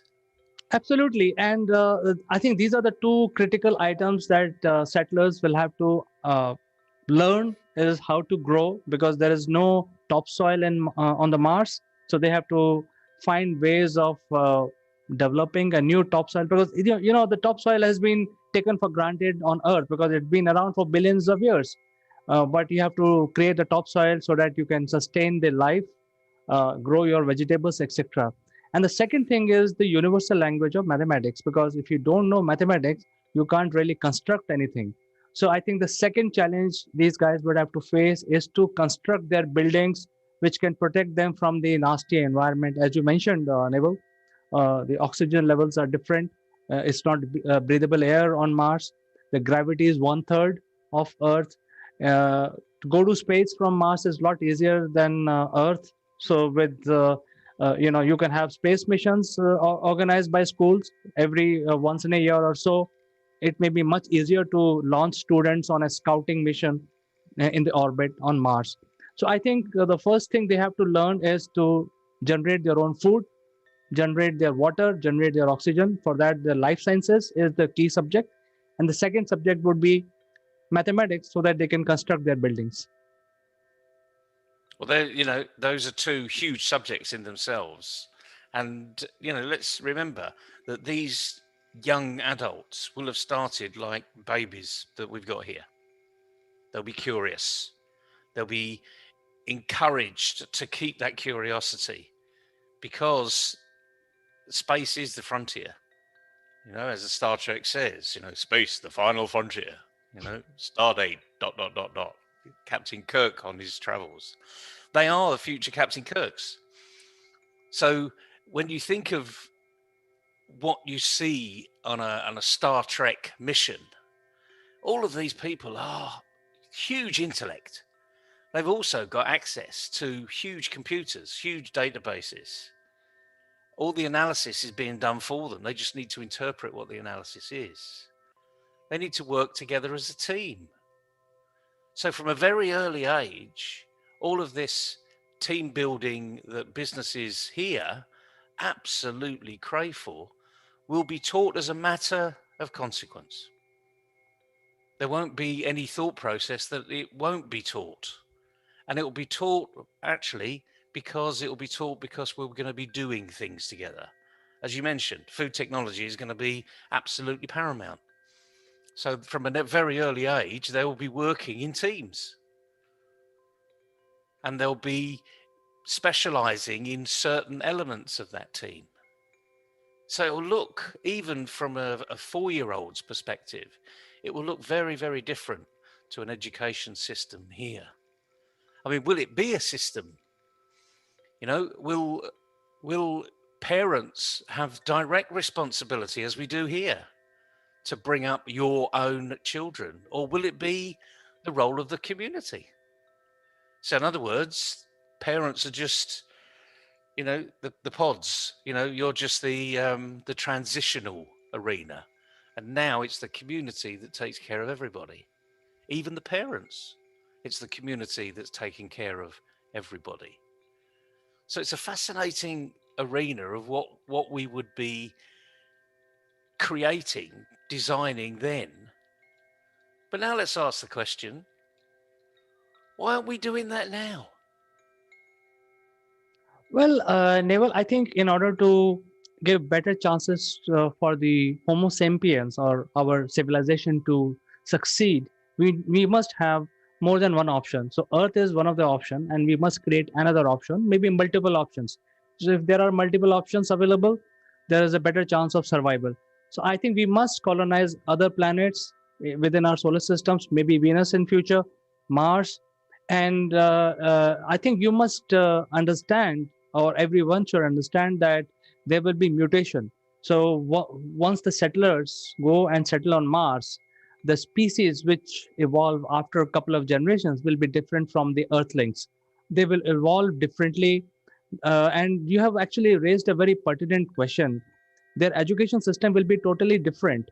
I think after sorted out the issues related to food and construction, they have to also study material science, because once you know how to construct buildings on Mars, you need to get the material, because you can't get the material from Earth. All these materials are readily available on Earth. We have rock, we have gravel, we have sand, and we take it for granted. But on Mars, we have only sand. How do we produce concrete? So then the third subject would be the material science. They have to use the local material to build their houses. But I must make a very important point here now. We are doing all these studies, and during the growing years, the student minds are channelized. There is bunch of literature, there is bunch of music, there is bunch of games as part of their curriculum. And if those things are missing on Mars, the race will have a totally different outlook.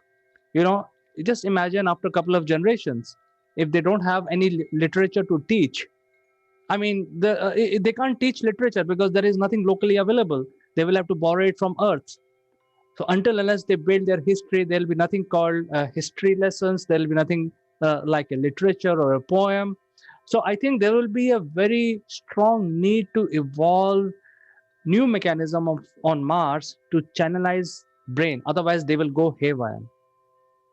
I think you're absolutely right, and it's what we say. It's a balanced education system. Really, you should have some art, you should have some drama, you should have linguistics, because it makes you a rounder person. But the interesting thing is, you've mentioned all of the things that we're going to be needing in Mars, because Mars is not Earth. You know, it's many, many miles away. And the point is, you can't just go to your local store and say, do you know what? I need a fish slice. I've run out of fish slices. You know, you will need to adapt to the local arena. And this is the thing about the education system. It will be fit for the purpose of the day. So we will undoubtedly be teaching how that word is actually done. Okay, might be very different than it is today, but we will be teaching what's relevant for the growth of the community. And I was talking to some very interesting educators recently, and they were saying that's what needs to be done today. We need to be teaching what's relevant and useful for the growth of the individual and the community. And of course, the community they're talking about is Earth, because that's our physical boundary. But the community that people will be talking about on Mars will be what? It won't have those really narrowly defined arenas of what's on Earth. You know, we do know there's a moon, we do know there's planets out there, but the thought process of actually physically traveling to them and teaching about that currently is somewhat remote. However, it will be a fact of life on Mars. As I said, they will probably have already been on their first spacewalk before they go to what we know today as secondary school. So it will be fit for purpose. And I think that's the key element here, fit for purpose. Yes, Neville. In fact, having started this subject now, the new paradigm is now getting added to this whole subject. Imagine a situation where the first settlers will have a direction. They have a motive. They have to get blast off from the Earth. They have to travel 6 months in the space. Then they have to land, and then they have to start settling their buildings. They have to start setting up the society and so on, learn new things, etc. After a couple of generations, what will be the motivation of these people? For example, on Earth, it's a very clear motivation. It's the economy. Everyone for last 6,000 years is becoming part of a rat race, which is economy, and we call it rat race. What will happen on Mars? There'll be no money. There'll be no currency. How will these guys get paid for their labor? Because it's going to be all labor work for first few generations. Who will pay them? How they will generate revenue? I think these are the things which we do not have answers right now. But there will be a thought process that it may not be the same as it is on Earth, but there will be some similarities. So the similarities, imagine we need to remember that these are the very first settlers, a bit like the first settlers in the Wild West. Mars is just as far away from their home country. I mean, that's how different we are today. I remember my parents moved from Leeds to London in 1960, and that's the equivalent of moving from London to Sydney now, because it would take just about the same amount of time, and you're that far away. However, we're this connected. In 1960, there was no internet. There's no video conferencing. Most people, if they had a phone, it was a dialed phone that took at least 50 seconds to actually physically go, to dial anywhere. And there wasn't this automatic calling around the world, but we've progressed as a society, as a community, massively. And that's what these people will be doing on Mars. But they'll be working as a community. Everyone will have a role. Everyone will have a place. Because every person on that planet will need to be fed and watered. So you are taking up resources. And now the whole concept of life as we know it, Jim, going back to the Star Trek reference, it's not life as we know it, Jim. And that's going to be the interesting thing, isn't it? But I'd like to make a comment about what's happening today. We do have these remote communities. We are exporting our education systems into areas where children are desperate for education. There are no jobs, so they really want to be entrepreneurial. These are the new, food technologists, the bioscientists in their local area. So why wait to experiment on Mars? Why don't we do it now? And I don't think that there's anywhere on Earth we're doing it now. I think it will be slightly different than experimenting on Earth, because, as you mentioned, that going from Leeds to London few years back is equal to going from London to Sydney. But going to Mars is slightly different. There will be internet. We will be connected. That is given and for sure. But the problem with that mode of communication is that it'll be at almost like 40 minutes delay. So if I ask you a question on an arena like this, you will hear it only after 40 minutes because Mars is so far off. Even with the speed of light, the signal travels. So I think these settlers will have to evolve separately, and they have to fend for themselves. The help will arrive from Earth, but it'll take a couple of days. And even advices, even any sort of advice that the Earthlings can give the Martians will be 40 minutes delayed. And by the time they can take action. So nothing is instantly available as a help to Martians in those days. So I think that is going to evolve as totally different, in a different paradigm, not like Earth. That is why I'm raising these pertinent questions. How the economy would be. Will they form their own economic methods? We have a taxation system. Will they evolve something else? We don't know. Education, for example, education will totally, they don't need to study what we study on Earth. They need to study something else which is relevant for them. So I think these are the things that we need to answer. First settlers have a very clear target. They need to get there and build their roads. But I think generations after that will be slightly confused. They have to evolve. So I think they will become part of the evolution process. Oh, you're absolutely right. But as we're saying, this is where the education system is fundamental to that, because we need to be teaching what's relevant for the environment. And equally, we need to have laws relevant for the environment.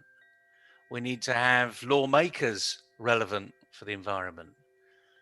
When we're on Mars, every person there is using resources. The first settlers will be breathing what we're breathing, because otherwise they'll die. We're not gonna change our appearance that much in this short period of time. So we will need to be breathing in air similar to we have today. But apart from that, everything else would need to change. So I think that the message that I would have today is your environment. What are you doing to make sure that your environment is what you need to have your environment to be? So from a business owner, are you doing everything you need to be doing to make sure your business succeeds? Because you're using the resources of your business. I mean, that's you might call it income today. So equally, are we using the resources of the planet? And individually, we need to be asking that. I'm not talking about, the climate issues that we've got around the world, but fundamentally, everything that we do here either shortens, lengthens, or keeps the life of the planet the same. And I think we should be asking those questions today, frankly, not for what's going to happen on Mars. I think we should be asking the questions of, is everything around me fit for purpose today?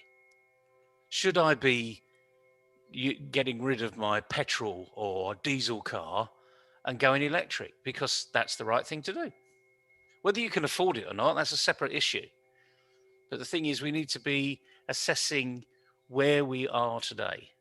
What is our position today? And if we were to create and go and help a very remote village in India, in anywhere in Asia, Africa, what would we be doing to help them? How would we be structuring that help? Remembering that we're only there for a short period of time, and it's them that have to live there. It's the self-sufficiency of their local community. What would we be doing? What would we be teaching? What knowledge would we be transferring into those areas? And when we start to ask those questions, the answers may be tough to come up with, but they'll be the right answer. And I think this is where we can start today. And by thinking of Mars, what's going to happen on Mars? Where are we going to go after Mars? What's that community going to look like? Will indeed parents be parents as we know them today? Who knows? But as they say in certain old proverbs, it takes a village to raise a child. Absolutely, Neville. I think this is a very interesting subject, and I would request viewers to, engage with us, send their comments, and there could be many things that we have not discussed. I think it's a huge subject. Maybe, as Neville is suggesting, that we must try in our own environment. Like you said, if there is a village, we need to make them self-sufficient. It could be a good experiment for all of us to prepare ourselves to Mars. And obviously, the first settlers will not be left alone. We have to, support them. They are going there for the humanity, for the cause of humanity. So I think these are certain things that we need to, discuss as a common society. And I request viewers to engage with us, send their comments, and we will bring you live with Naval Gund in the next episode of our discussion. So thank you so much, Naval, for today. My pleasure, CK. And come on, folks, let's create our own little village. Let's have our village discussion and see just exactly where this village takes us. Thank you so much, Naval, and we will catch up next week with you once again on something more interesting. Bye-bye. Bye-bye.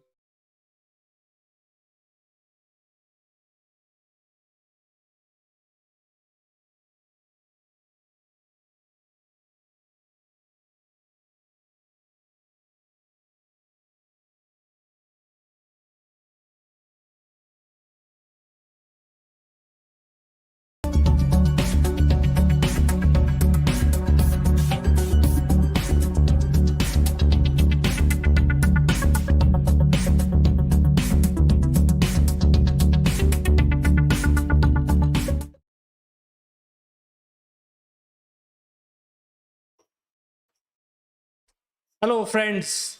Welcome to Akulmek Live, and I'm Chandrakant. This video is sponsored by Performance Works International. More about them in a bit. Have you ever wondered that you're working as a chief executive, C-suite executive, and your team does not respect you? It is a very big question, and I want to give you 5 ideas, 5 recipes to solve this problem. Also, we will understand why this is happening, why your team members, your employees do not respect you. So the first reason is that you have set your expectations from yourself very, very high. And you have created a sort of an image around yourself that, you can accomplish anything. And that leads to some sort of unrealistic expectations from your team. They think that you have answered to everything. You are a senior member, you are the team leader, you are a vice president or a chief executive officer, and you can do miracles. You are a wonderful person. And what happens is when you actually sometimes do not achieve what your employees perceive you to achieve, then obviously the respect level will slightly reduce, because they thought that you are a superhuman, but it turns out that you are just a human like them. So I think the first thing that you should do as a team leader, as a boss, is to never set unrealistic expectations from you. I mean, if you could do everything, then why you need your people, So the very fact that you are hiring a team means that obviously you cannot do everything. That is why you're hiring experts, you are conducting interview, you are doing background checks, and you select the right team which is capable of working towards the goal for which you are also working.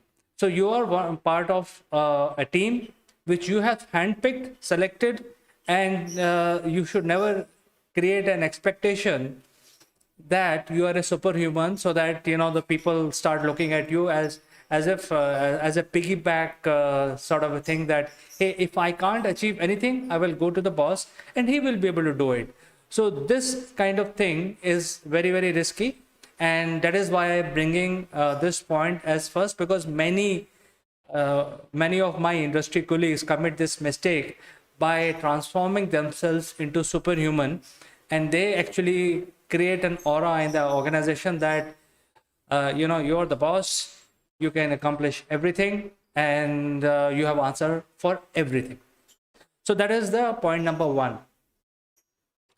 Point number 2, why your employees may not respect you or give you a proper respect, because you feel that your designation brings the power and authority. You are called vice president and you are called a president or a CEO. Automatically, your designation should bring certain level of respect. And if this is what your idea is, then obviously people, who doesn't want to get that respect? If you are a manager in the company, the manager also expects that automatically, since I'm the manager, I should get that respect. If I'm a vice president, I should get that respect. So nothing comes in this world automatically. You have to live up to it. You have to, as people say, you have to earn the respect. So the designation will not bring any respect automatically to you until unless you show to the team that you are out there, you are helping them, you are not creating an authoritative environment, you are not misusing the power, and you are just like a normal human being, and since you are the team leader, you are actually leading from the front.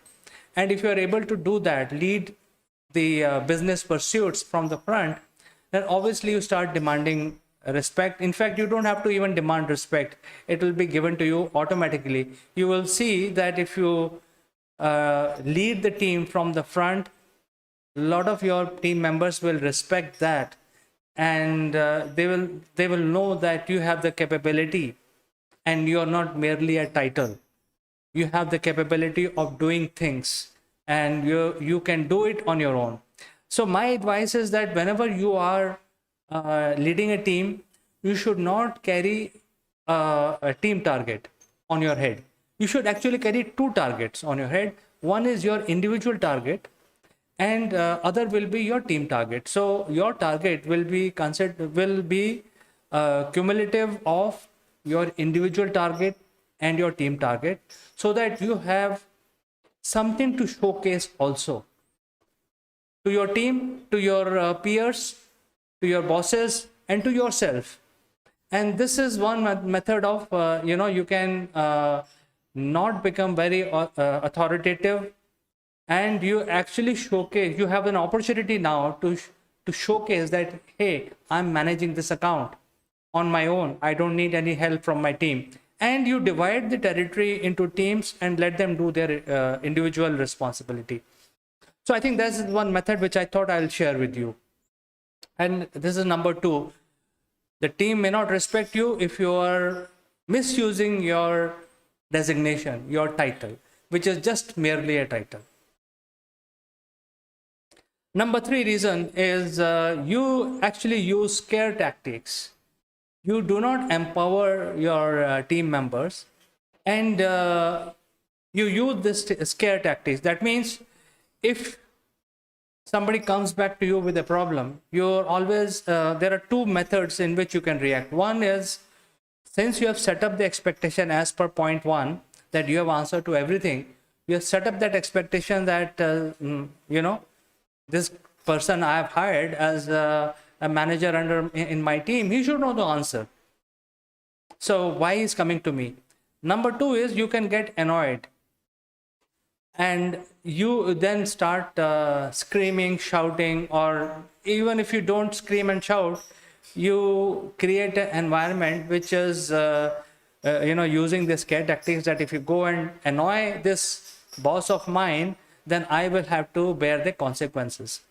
So this is one area which you need to rectify. Never use scare tactics as the management as a management skill. It is not advisable. And as far as possible, empower your employees. I'll tell you exactly why this is important. When you actually hire a team, or if the team is given to you, you will actually interview each and every person in your team, and you will select that, okay, this person can work for me for this job, this person can do this job, and so on and so forth. So you have a team which is based on your interview, your selection process, your ideas, how you want your team target and your individual targets to be achieved.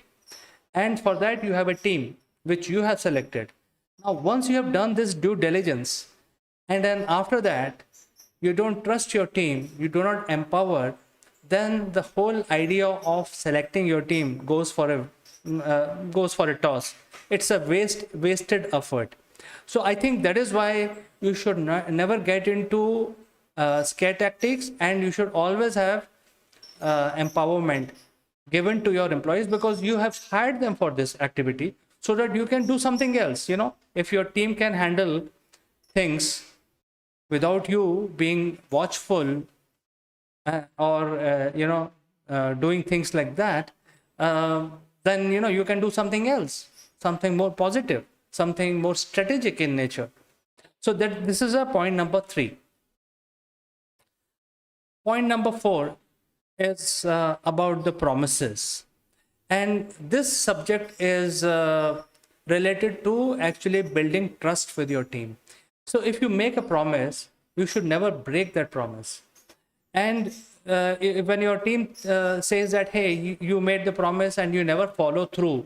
So, for example, if you made a promise and then you forget about it in your mind, but your employees will not forget about it, because you have made that promise and you're also not following up. That means you made a false promise, and after a few days, your employee knows, but you don't even follow through. So I think it is about building trust with your team, so that when you promise something, whether it is related to their finances or even helping them with their work, you have given them a target. Sometimes they may turn towards you asking for help. some sort of idea, and you say, okay, I will provide you some sort of support, and then you forget about it. That is a very, very wrong thing to do. I will give you one example. Now, one of your team member is working in an account, and the CEO of that account happens to be your personal friend. So your employee, your manager thinks that, hey, if I actually leverage the relationship between you and the client's CEO, that will help the manager close the deal faster. So he will approach with that kind of a help to you, asking that, hey, can you put a word so that I can do, go ahead and do my sale.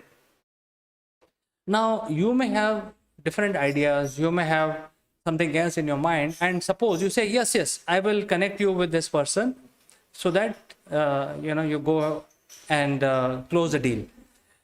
But you forget about it, and you don't even consider this as an important activity. And this has nothing to do with the employee's finances. This is just helping your organization close deals with another organization, which your employee thinks strategically in his mind, but you have forgotten about that after you have made that promise. So I think this is something very, very important. The people will stop trusting you, and also stop not respecting you if you actually break your promise, and also even if you make promise and do not follow through. So whenever you make promise, always follow through. It is a good practice not to make too many promises until unless you are very sure. You can always take time. Suppose somebody asks for something, you can always say that, hey, I will get back to you. Let me get back to you, and give me some time to think over it. Leave the idea with me. You can always say that rather than making a promise and then forgetting about it and not following through. So this is something which is absolutely important, and it is related to trust. And since we're talking about trust, you are a sort of a boss who never trusts his team. You have an idea that you have a certain style of working. Because you have done things in life, you have a lot of experience, certain thing works, certain thing doesn't work. You already have that preconceived mind, and you may be right also about it. But when you've hired a team, because you can't be everywhere, you can't be omnipresent, you can't work like a god. So that is why you're building your team, so that you can spread out and you can do much more strategic things. But in your mind, you think that your team is always doing something wrong. Your team is always taking wrong steps. You do not have any trust on your team. In the previous example, I was talking about building trust from the other way. That means your employees start trusting you. In this one, you don't have trust on your team. Now, this is after having hired the person. That means you have gone through the background of this person whom you have hired, and now you don't trust these people. You always have this idea, oh, these guys are doing something wrong. Even if you don't know, you have this idea lingering in your mind in the background that something must be going wrong somewhere. And that is why you don't have a trust. So I think this is something which is, again, the most important, which I kept it for the last, because having trust on your team is absolutely important. Once you have hired them, once you have given them a task, leave the task with them, because you may have experience, you may know the solution of that problem, you may know the process, you may also know how to get it. But since you have a team, let them do it their way. And you help them. You can give them small advices, but don't interfere, because each person will have his own method of achieving the task. And you have, you basically give them empowerment. You also give them your trust, so that team member will feel that, you don't become you're not a micromanager. This is a very, very difficult subject, and we are not covering this micromanagement in this video today. But this is sort of a micromanagement syndrome, where you always think in your mind that your team is doing something wrong somewhere. And if I do it on my own, then I can do it in 3 days.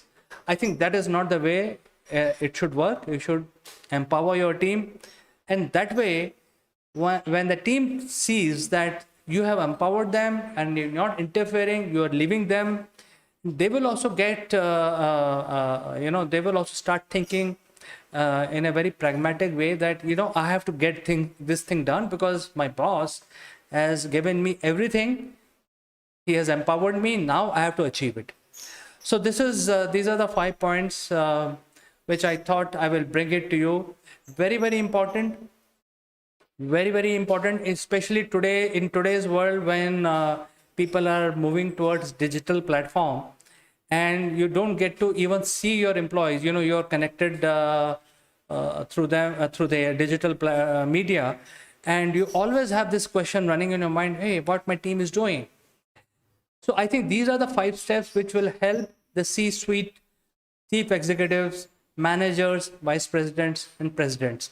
This is basically for people who are managing these teams. If they do these 5 tips that I've given, they will be very successful in gaining the trust and respect of their team.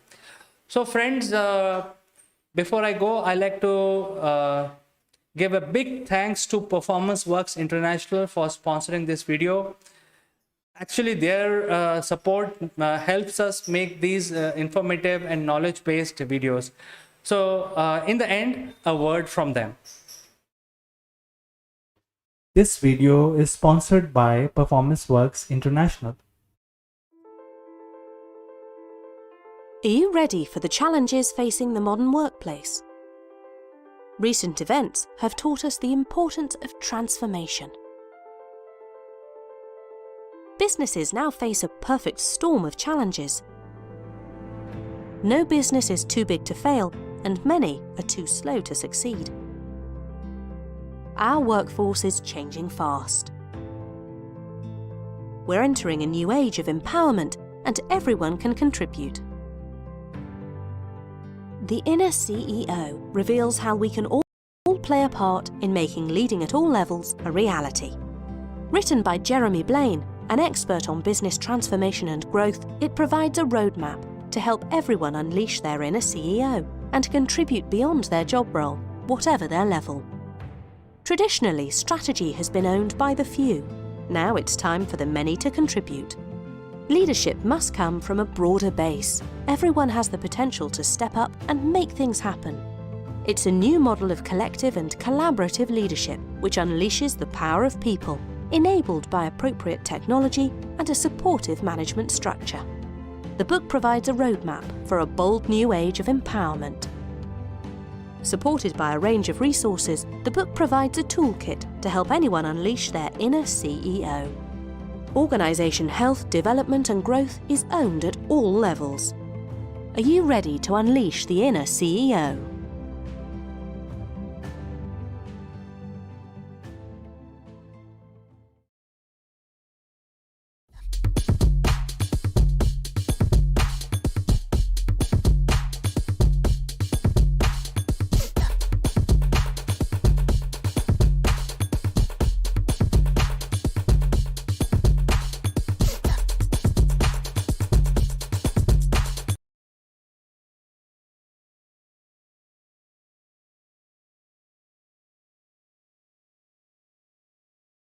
Hello friends, this is Akul Mac Live and I am Chandrakant. Jeff Bezos has successfully blasted off into the space and returned after a successful flight. And this success actually forces us to think what will be the future of space tourism. So I think this is a fantastic subject for our discussion. Before I start, I have to tell you, you can now get connected with our channel instantly by just pointing your camera from your mobile phone on this QR code. So friends, I'll be back after a short break. Don't go anywhere as an outstanding space odyssey is coming up right now.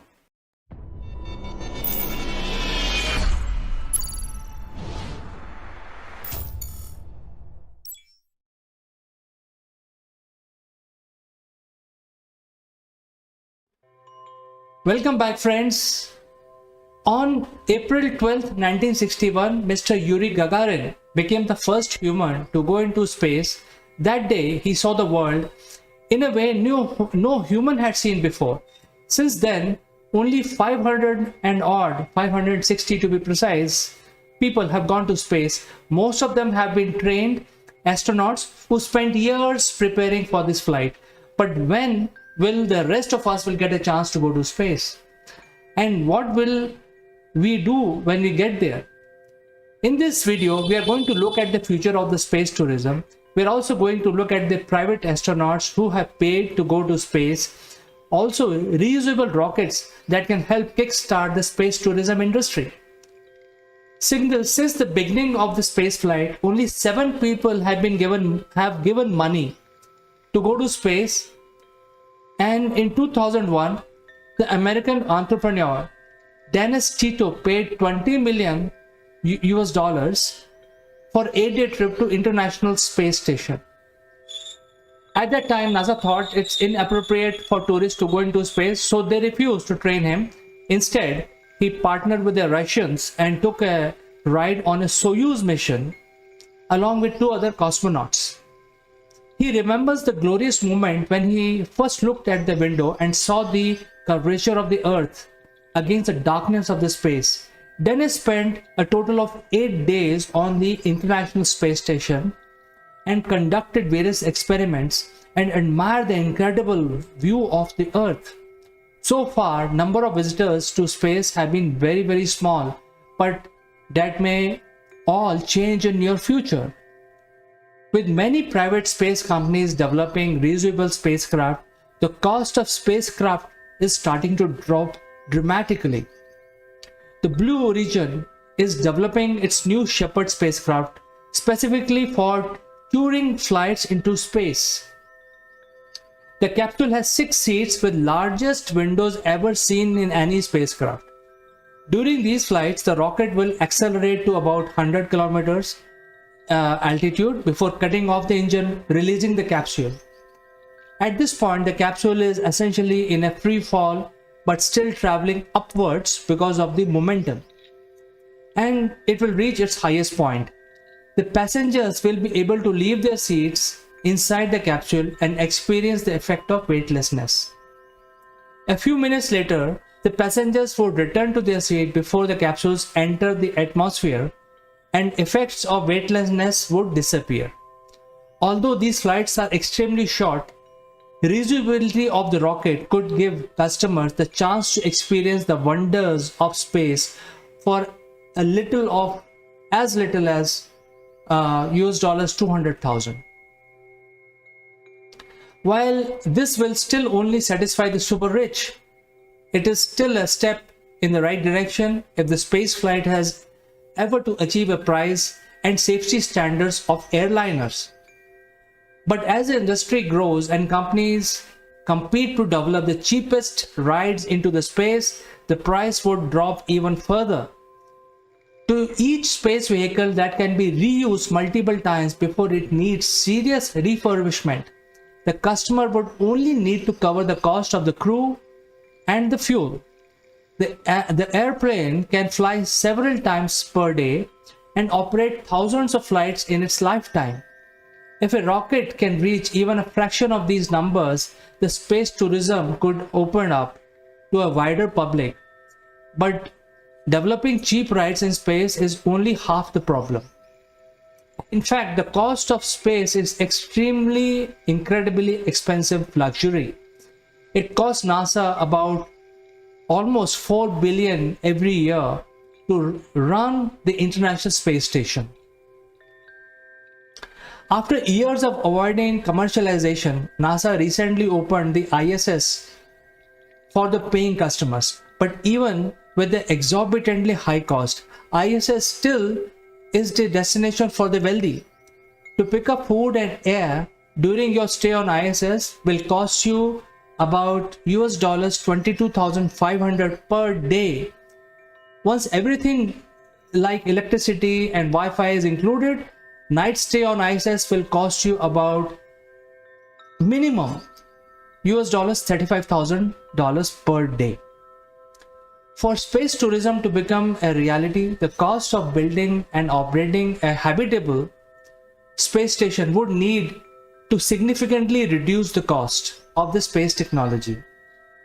There is a startup called Bigelow Aerospace is developing a large inflatable space station modules. These modules can be packed into rocket payload bays and inflated to much larger size when in space. The idea is that such large expandable modules will be perfect base for space hotels. Currently, ISS requires a huge team of people working 24 hours a day to keep the station running. Bigelow Aerospace is hoping to simplify the operations of these modules and reducing running costs. And since these are easier to manufacture, cheaper to launch than traditional space modules, they can completely reduce the cost of living in space. So although the idea of space tourism may seem like a distant fantasy even today, incredible advances in reusable rockets and space module could soon open the door to a new generation of explorer. So I look forward to your comments, friends. Do let us know what is your opinion about the future of space tourism.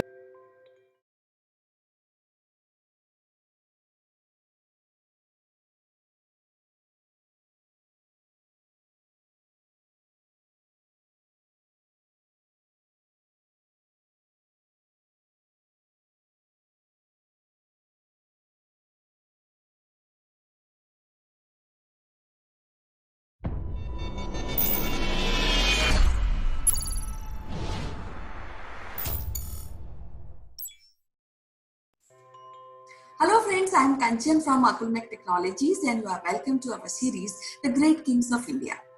We had been discussing about Ashoka the Great. We have done in last episode the overview of Ashoka and today we will be discussing about administration of Ashoka. Ashoka is a very interesting personality because at one phase of his life he is a tyrant and on the other phase of his life he has become a benevolent king, a father figure to his subject.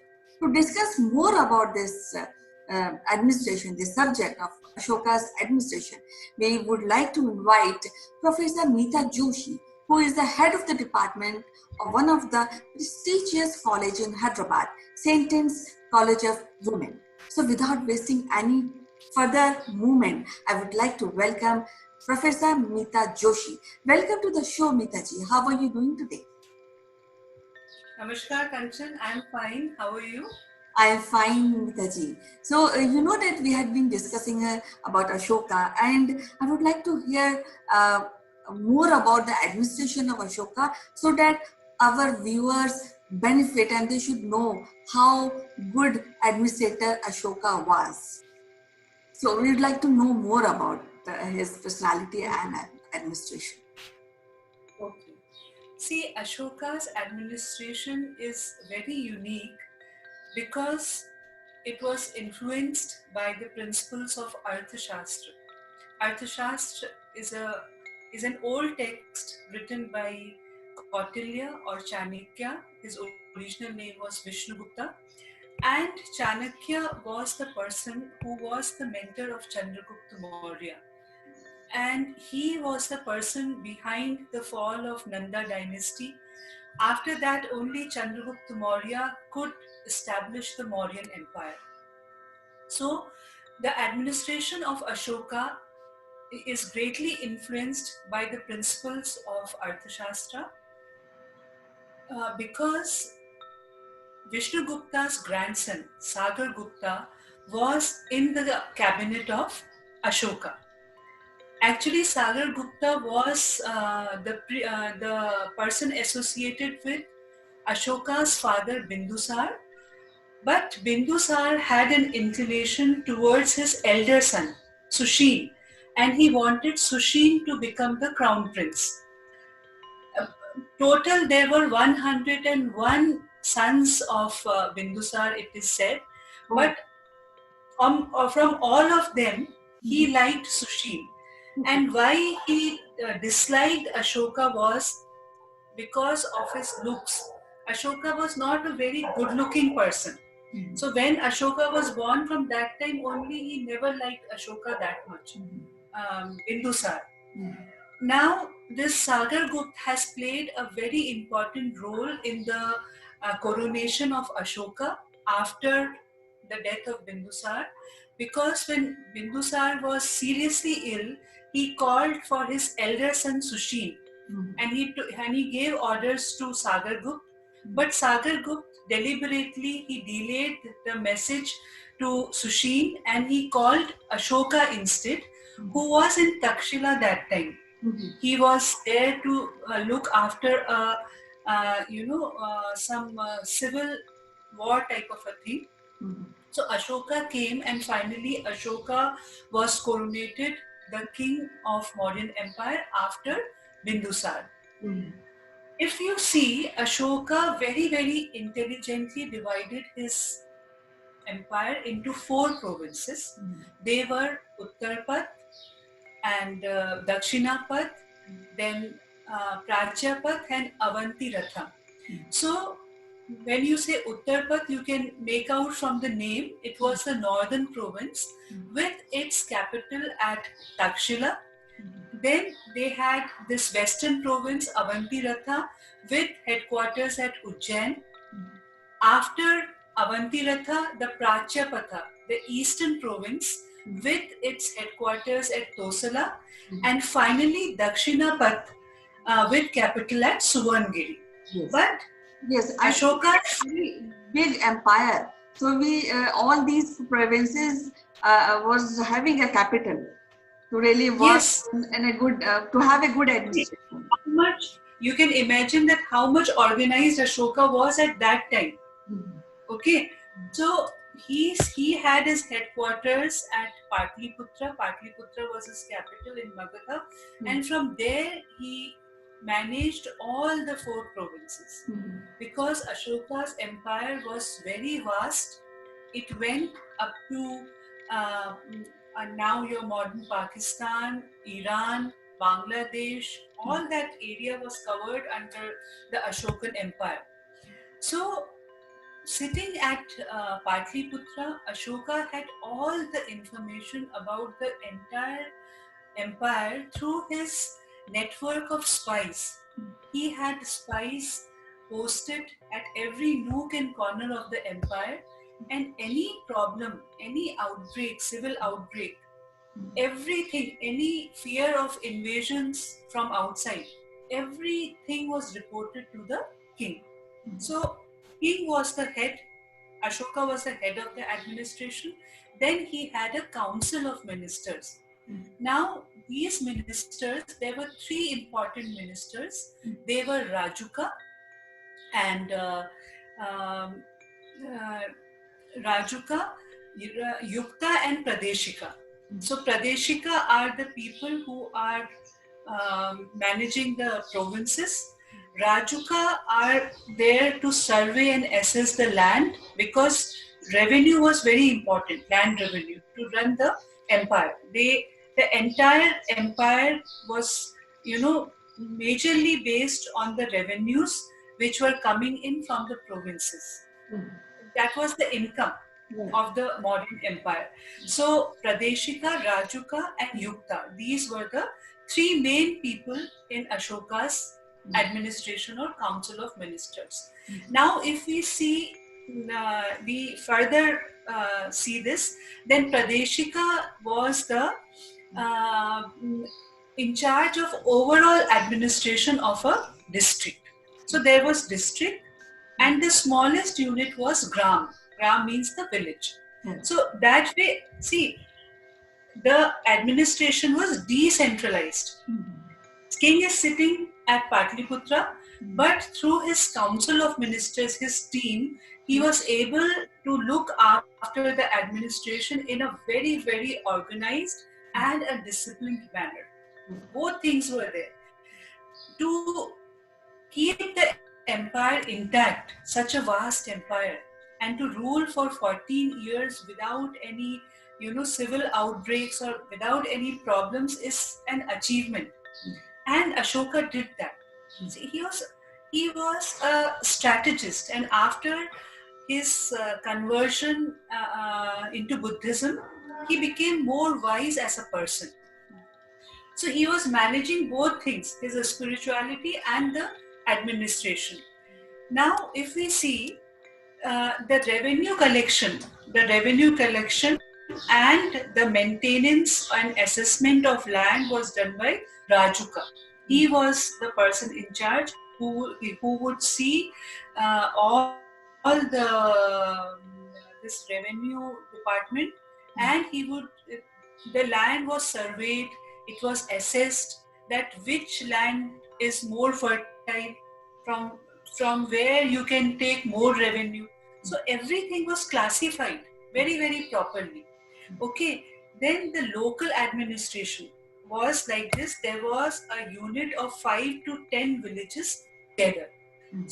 So in those villages, there was one head who was taking care of these 5 or 10 villages, and the intermediate level of administration between the district and that of a village was done by this person. Okay, then the tax collector there was known as Sthanika, because he is localized to that place only. So he was known as Sthanika.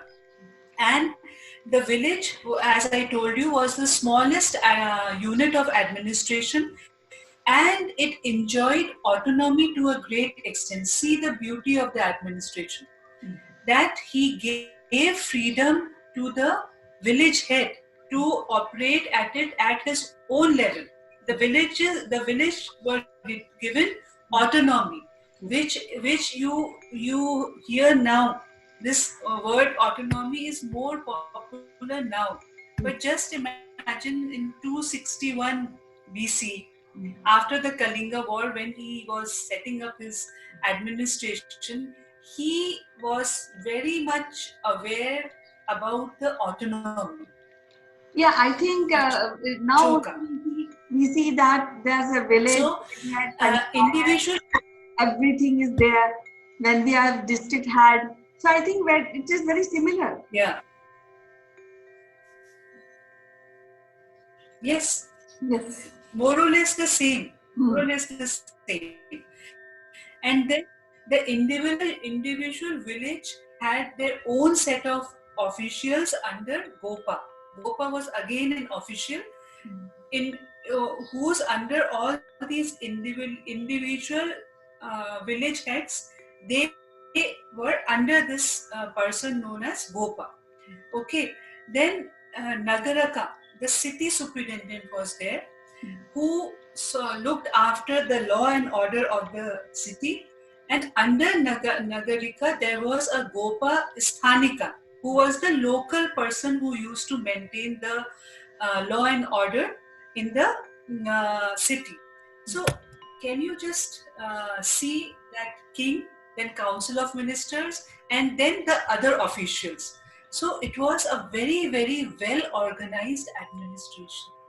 Everything, each and every department was set up, and particular person was appointed the head of the department, like revenue department, provincial, civil administration. Everything was taken care of individually, and with the network of the spies, because the king was informed about every activity which was going on in his empire, so that he could suppress that then and there.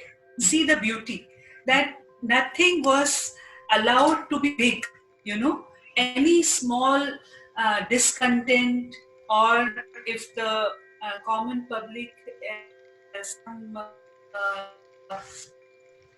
discussions are going on, so the spies would immediately inform the king that this is happening. So immediately the king will take action and press a little outbreak which was going to happen. So this is the beauty of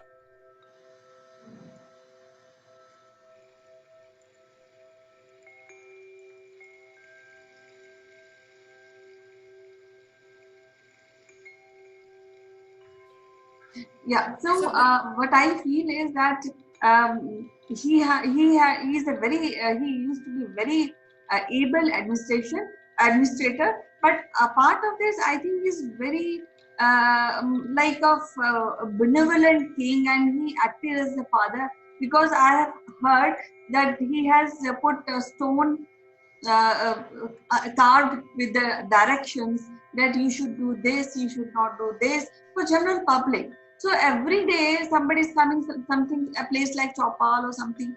So people are tend to, by default, reading those instructions every day. And in this, I think will gives a lot of impact to the subject, isn't it? Yes, yes. And you, Kanchan, one thing which I forgot to mention is that before the Kalinga War, he was a very, very cruel and brutal king. Okay, because of his looks, he was not very good looking. So if in this Buddhist text Mahavamsha it is mentioned, which is written in Pali language, it is mentioned that when he was in his palace and he was surrounded by his because he has many wives, so when he was surrounded by women, so the woman hesitated to touch him because of his skin. It was so uneven. So he got all those women, executed. He said, you burned them alive. All these women, God put them in. He had a particular torture cell in which people were tortured. Okay. And then he took the title of Priyadarshi. Priyadarshi means who looks good. Okay. So it was only through his power. He was not very good looking. Okay. But through his power, he took that title Priyadarshi. Deva Nam Pri. Deva Nam Pri. Who is loved by gods. Okay. Chakravarti. Chakravarti means whose empire is very large and wide. Samrat, king. So all those titles he took. Because of this complex which he had, and because of which his father never liked him. Bindusar never liked Ashoka. He always gave more encouragement to Sushil, who was his elder son.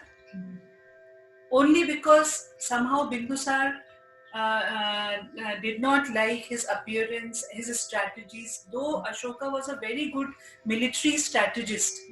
Okay, and when any outbreak was there, one time, for example, I will give you one example. When there was an outbreak in Takshila and Ujjain, so that time Bindusar ordered his elder son Sushil to go and suppress the rebellion. But he could not do that. He could not do that. Then he called Sushil back and sent Ashoka. And Ashoka was able to suppress the rebellion. So he was a very good military strategist. And he is also known for his army, because his army had 9,000 huge elephants. 9,000 huge elephants. Then there were horses, there were oxen, there were the cavalry, the people, soldiers who used to walk on foot. So his military was very organized, very organized. And with the help of the elephants, because when you are going for a war and you see a huge, group of elephants moving towards you, a person gets psychologically weak because they are so, giants. Right. So that was also a very intelligent move of Ashoka, that he used those elephants in his warfare. And whenever there was no war, all those elephants and his army, military soldiers, they had a training in the morning without fail after the sunrise. Yes. And now it was today also we have daily trainings in armies, something like that. And now the training was not to wage wars, it was only to protect the empire from the invaders. Yes, it is after he became Buddhist. So he is keeping that army so that people around his kingdom or the kings around his kingdom should not have an idea that we can invade now Ashoka's empire. Yes. So the army was, was there to guard the borders of the empire, to see that the common public in his kingdom was happy. And he had a very peaceful rule of 14 years. After the Kalinga War, he ruled for 14 years, and that rule was very much appreciated by the people. People were very happy in his rule because of his policies and his administration, because each and every minor thing was also addressed. Any common person, if he had a grievance, they were told to pass it to the Pradeshika, and the Pradeshika will pass it to the king. So that channel was there. Yeah, it was great. not that it was unaccessible. King was always accessible. Yes, he's the king of people. Yeah, he was the king of. Yeah. And another little story I want to tell you about him is that once upon a time, when he saw a Buddhist monk going, passing from near his palace, and he called for that monk. And when he called him inside his palace and asked that, who are you? Then he told that his name was Nigrod, and he happened to be the son of his elder brother, whom he got killed for the throne. Okay. He was Sushin's son. So when he heard that he is Sushin's son, then he got more, empathetic about him, because he had this guilt feeling that he killed his father. Yeah. Then he asked Nigrod to take any seat in his, court, and Nigrod climbed and sat on his throne. Okay. But Ashoka didn't get angry, or he didn't, show any signs of anger. He was happy. And it is said that after that, it was Nigrod who taught him all the Buddhist principles, and he told him more about Buddha. And then he got inclined towards Buddhism. Because in the Buddhist text Mahavamsha and Deepvamsha, it is mentioned that when Buddha was visiting the empire of Magadha 100 years before the birth of Ashoka, so in that birth Ashoka met him when Buddha was there. And because Buddha was a bhikshu, he asked for this alms, and that time then Ashoka gave him some soil, mitti. He put it in his patra, the bhiksha patra. And then Buddha prophesied that time that after my death, 100 years, he will be born as Ashoka, and he will be a big ruler. He will rule the Mauryan Empire. So this was the prediction of Buddha, and it came true. And it is mentioned in the Buddhist text of Deepvansh and Mahavamsha. Yes. So we have discussed about the administration, and we have touched the unique and crucial point of Ashoka's administration. So I'll just wind up this episode now, and we'll be discussing tomorrow about the army of Ashoka and how he has dealt, how he has maintained his army. So till tomorrow, you take care, have a good day, bye-bye. Thank you, Kanchi.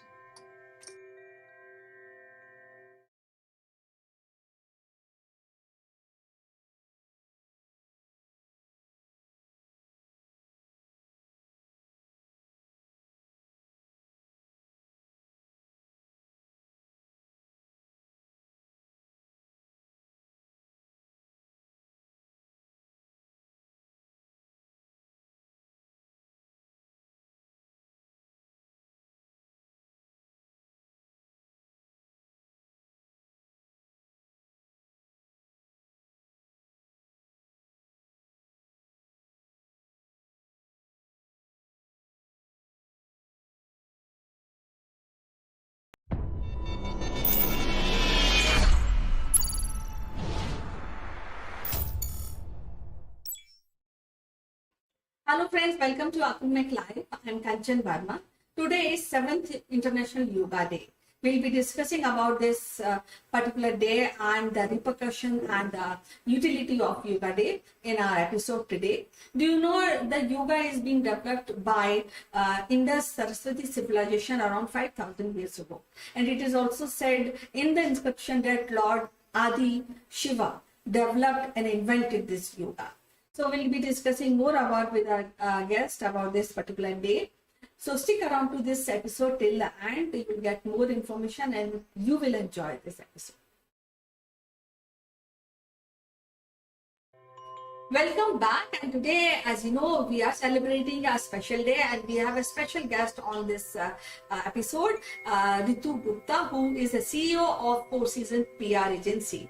So as you know, we are celebrating 7th Yoga Day today, International Yoga Day. So let us invite our guest today and ask what this day means to her. Welcome to the show, Ritu. How are you doing today? Thank you, Kanchan, for welcoming to the show. And I'm absolutely feeling fine and feeling very fit because today is the yoga day. So I think it's one of the best days of my life that where I can get my mental tension away by doing yoga, especially today. Well, you know that yoga practices has been, we Indians are following from very long time, from very antiquity. So how this really emerged as yoga? And you know, even today morning Prime Minister address, and we are celebrating yoga for wellness. This is the theme of today's yoga day. So let us discuss about how it really started yoga and what is the importance of yoga in day-to-day life.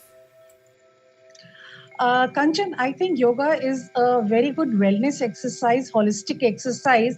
And I personally feel that yoga is a mind and body practice that combine physical poses, controlled breathing, and meditation or relaxation. It reduces your stress, your mental tension, your blood pressure, and you know, it lowers your heart rate also. So when all these things happen, then definitely you have a very holistic attitude towards life. You naturally relax because all these problems, your heart blood pressure, your diabetes, your heart problem, definitely increases the stress. So when we do yoga, it controls all these problems, and slowly we get towards wellness of our body, and definitely we are stress free. Well, you have mentioned very rightly that yoga helps in a holistic development and healthy well-being on day-to-day basis.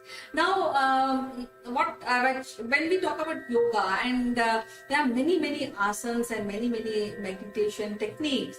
So, do you really feel that schools in college and schools, they are giving a proper attention to this art form so that our children grow up a healthy life in future? Yes, I think it's a very good thing for young kids to start with. And these days, I get to know that many schools, they have on everyday basis, they have 40 to 45 minutes slot for yoga. So I think every child, even the children today, they have certain kind of anxiety issues. So that can be because of homework or whatever reason. But then it's a very good practice that they are inculcating in them. The schools, the government, the parents, they're inculcating in students to do yoga. So in today's time, in difficult time of pandemic, even I feel at home the students, they are doing yoga sessions, and you have all those yoga trainers available online. So I think it should be done because anyway yoga, even small kids, they can do. There are certain very basic asanas, and slowly they can move towards difficult asanas. So yes, the child should be told and about yoga. You see, as you mentioned, that it's very essential for the well-being and for the development of human body. And yoga, I have read, it provides you not only physical wellness but also mental wellness. But Yes. There are some people who are against of yoga. So I would like to know your views. Are there's any scope of opposing yoga? I don't think so. Anyone should be against of yoga. But yes, I feel that some people, when you have some kind of physical problem, you should consult the doctor first, because there are some asanas or you may do, and then you may have some kind of nervous problem, problem in nerves. So if you're overweight, first of all, it's a very good exercise to reduce weight also. Yoga is a very good practice. But then one should consult the doctor if they have any kind of doubt in the mind. Otherwise, it's very simple to do yoga. Yes. So now, what is your favorite yoga? And I'm sure that you practice yoga on daily basis. So how you really get up and how you prepare yourself to do these exercises in the morning? Do you do exercise in the morning, or how it is? Yes. See, the best time to do exercise, I get up early in the morning, and the best time to do exercise is, early in the morning. So what I do, my time, let's say between 6:30 to 7:30 is the time for yoga, and I do Bal Asana, which is a classic child resting pose. And this asana is also done in between various asanas. So in Bal Asana, it calms your mind, it releases you of stress and tension, and this pose also works as a great uh, reliever for your back problem, for your spinal problem, and it calms the lower back and nervous system also. So it's a very simple asana. It is also known as child pose. It is done, it's a kneeling asana. It is usually practiced before and after Sirsasana. Well, so I'm sure that many even international personalities are propagating yogas on various forums. Even our own Bollywood personality are kind of they have their own cassettes and books for yoga. So I think this is something very essential for well-being, and I think it should be practiced and should be taught from a very early age. But apart from this, I feel that. That yoga also give a sense of culture and traditional traditional way of our Indian thinking. So, do you want to really speak about it? How it can help in being propagating Indianness and embracing the Indian culture and tradition? Yes, see, in today's world, we all know that our Indian culture is very rich. It's a very ancient culture. It's a rich culture. So I think every school, first of all, they should have a kind of a lesson, a kind of a chapter in their syllabus about yoga. Kids should be told about yoga, and they should be made to do yoga in school. And also, they should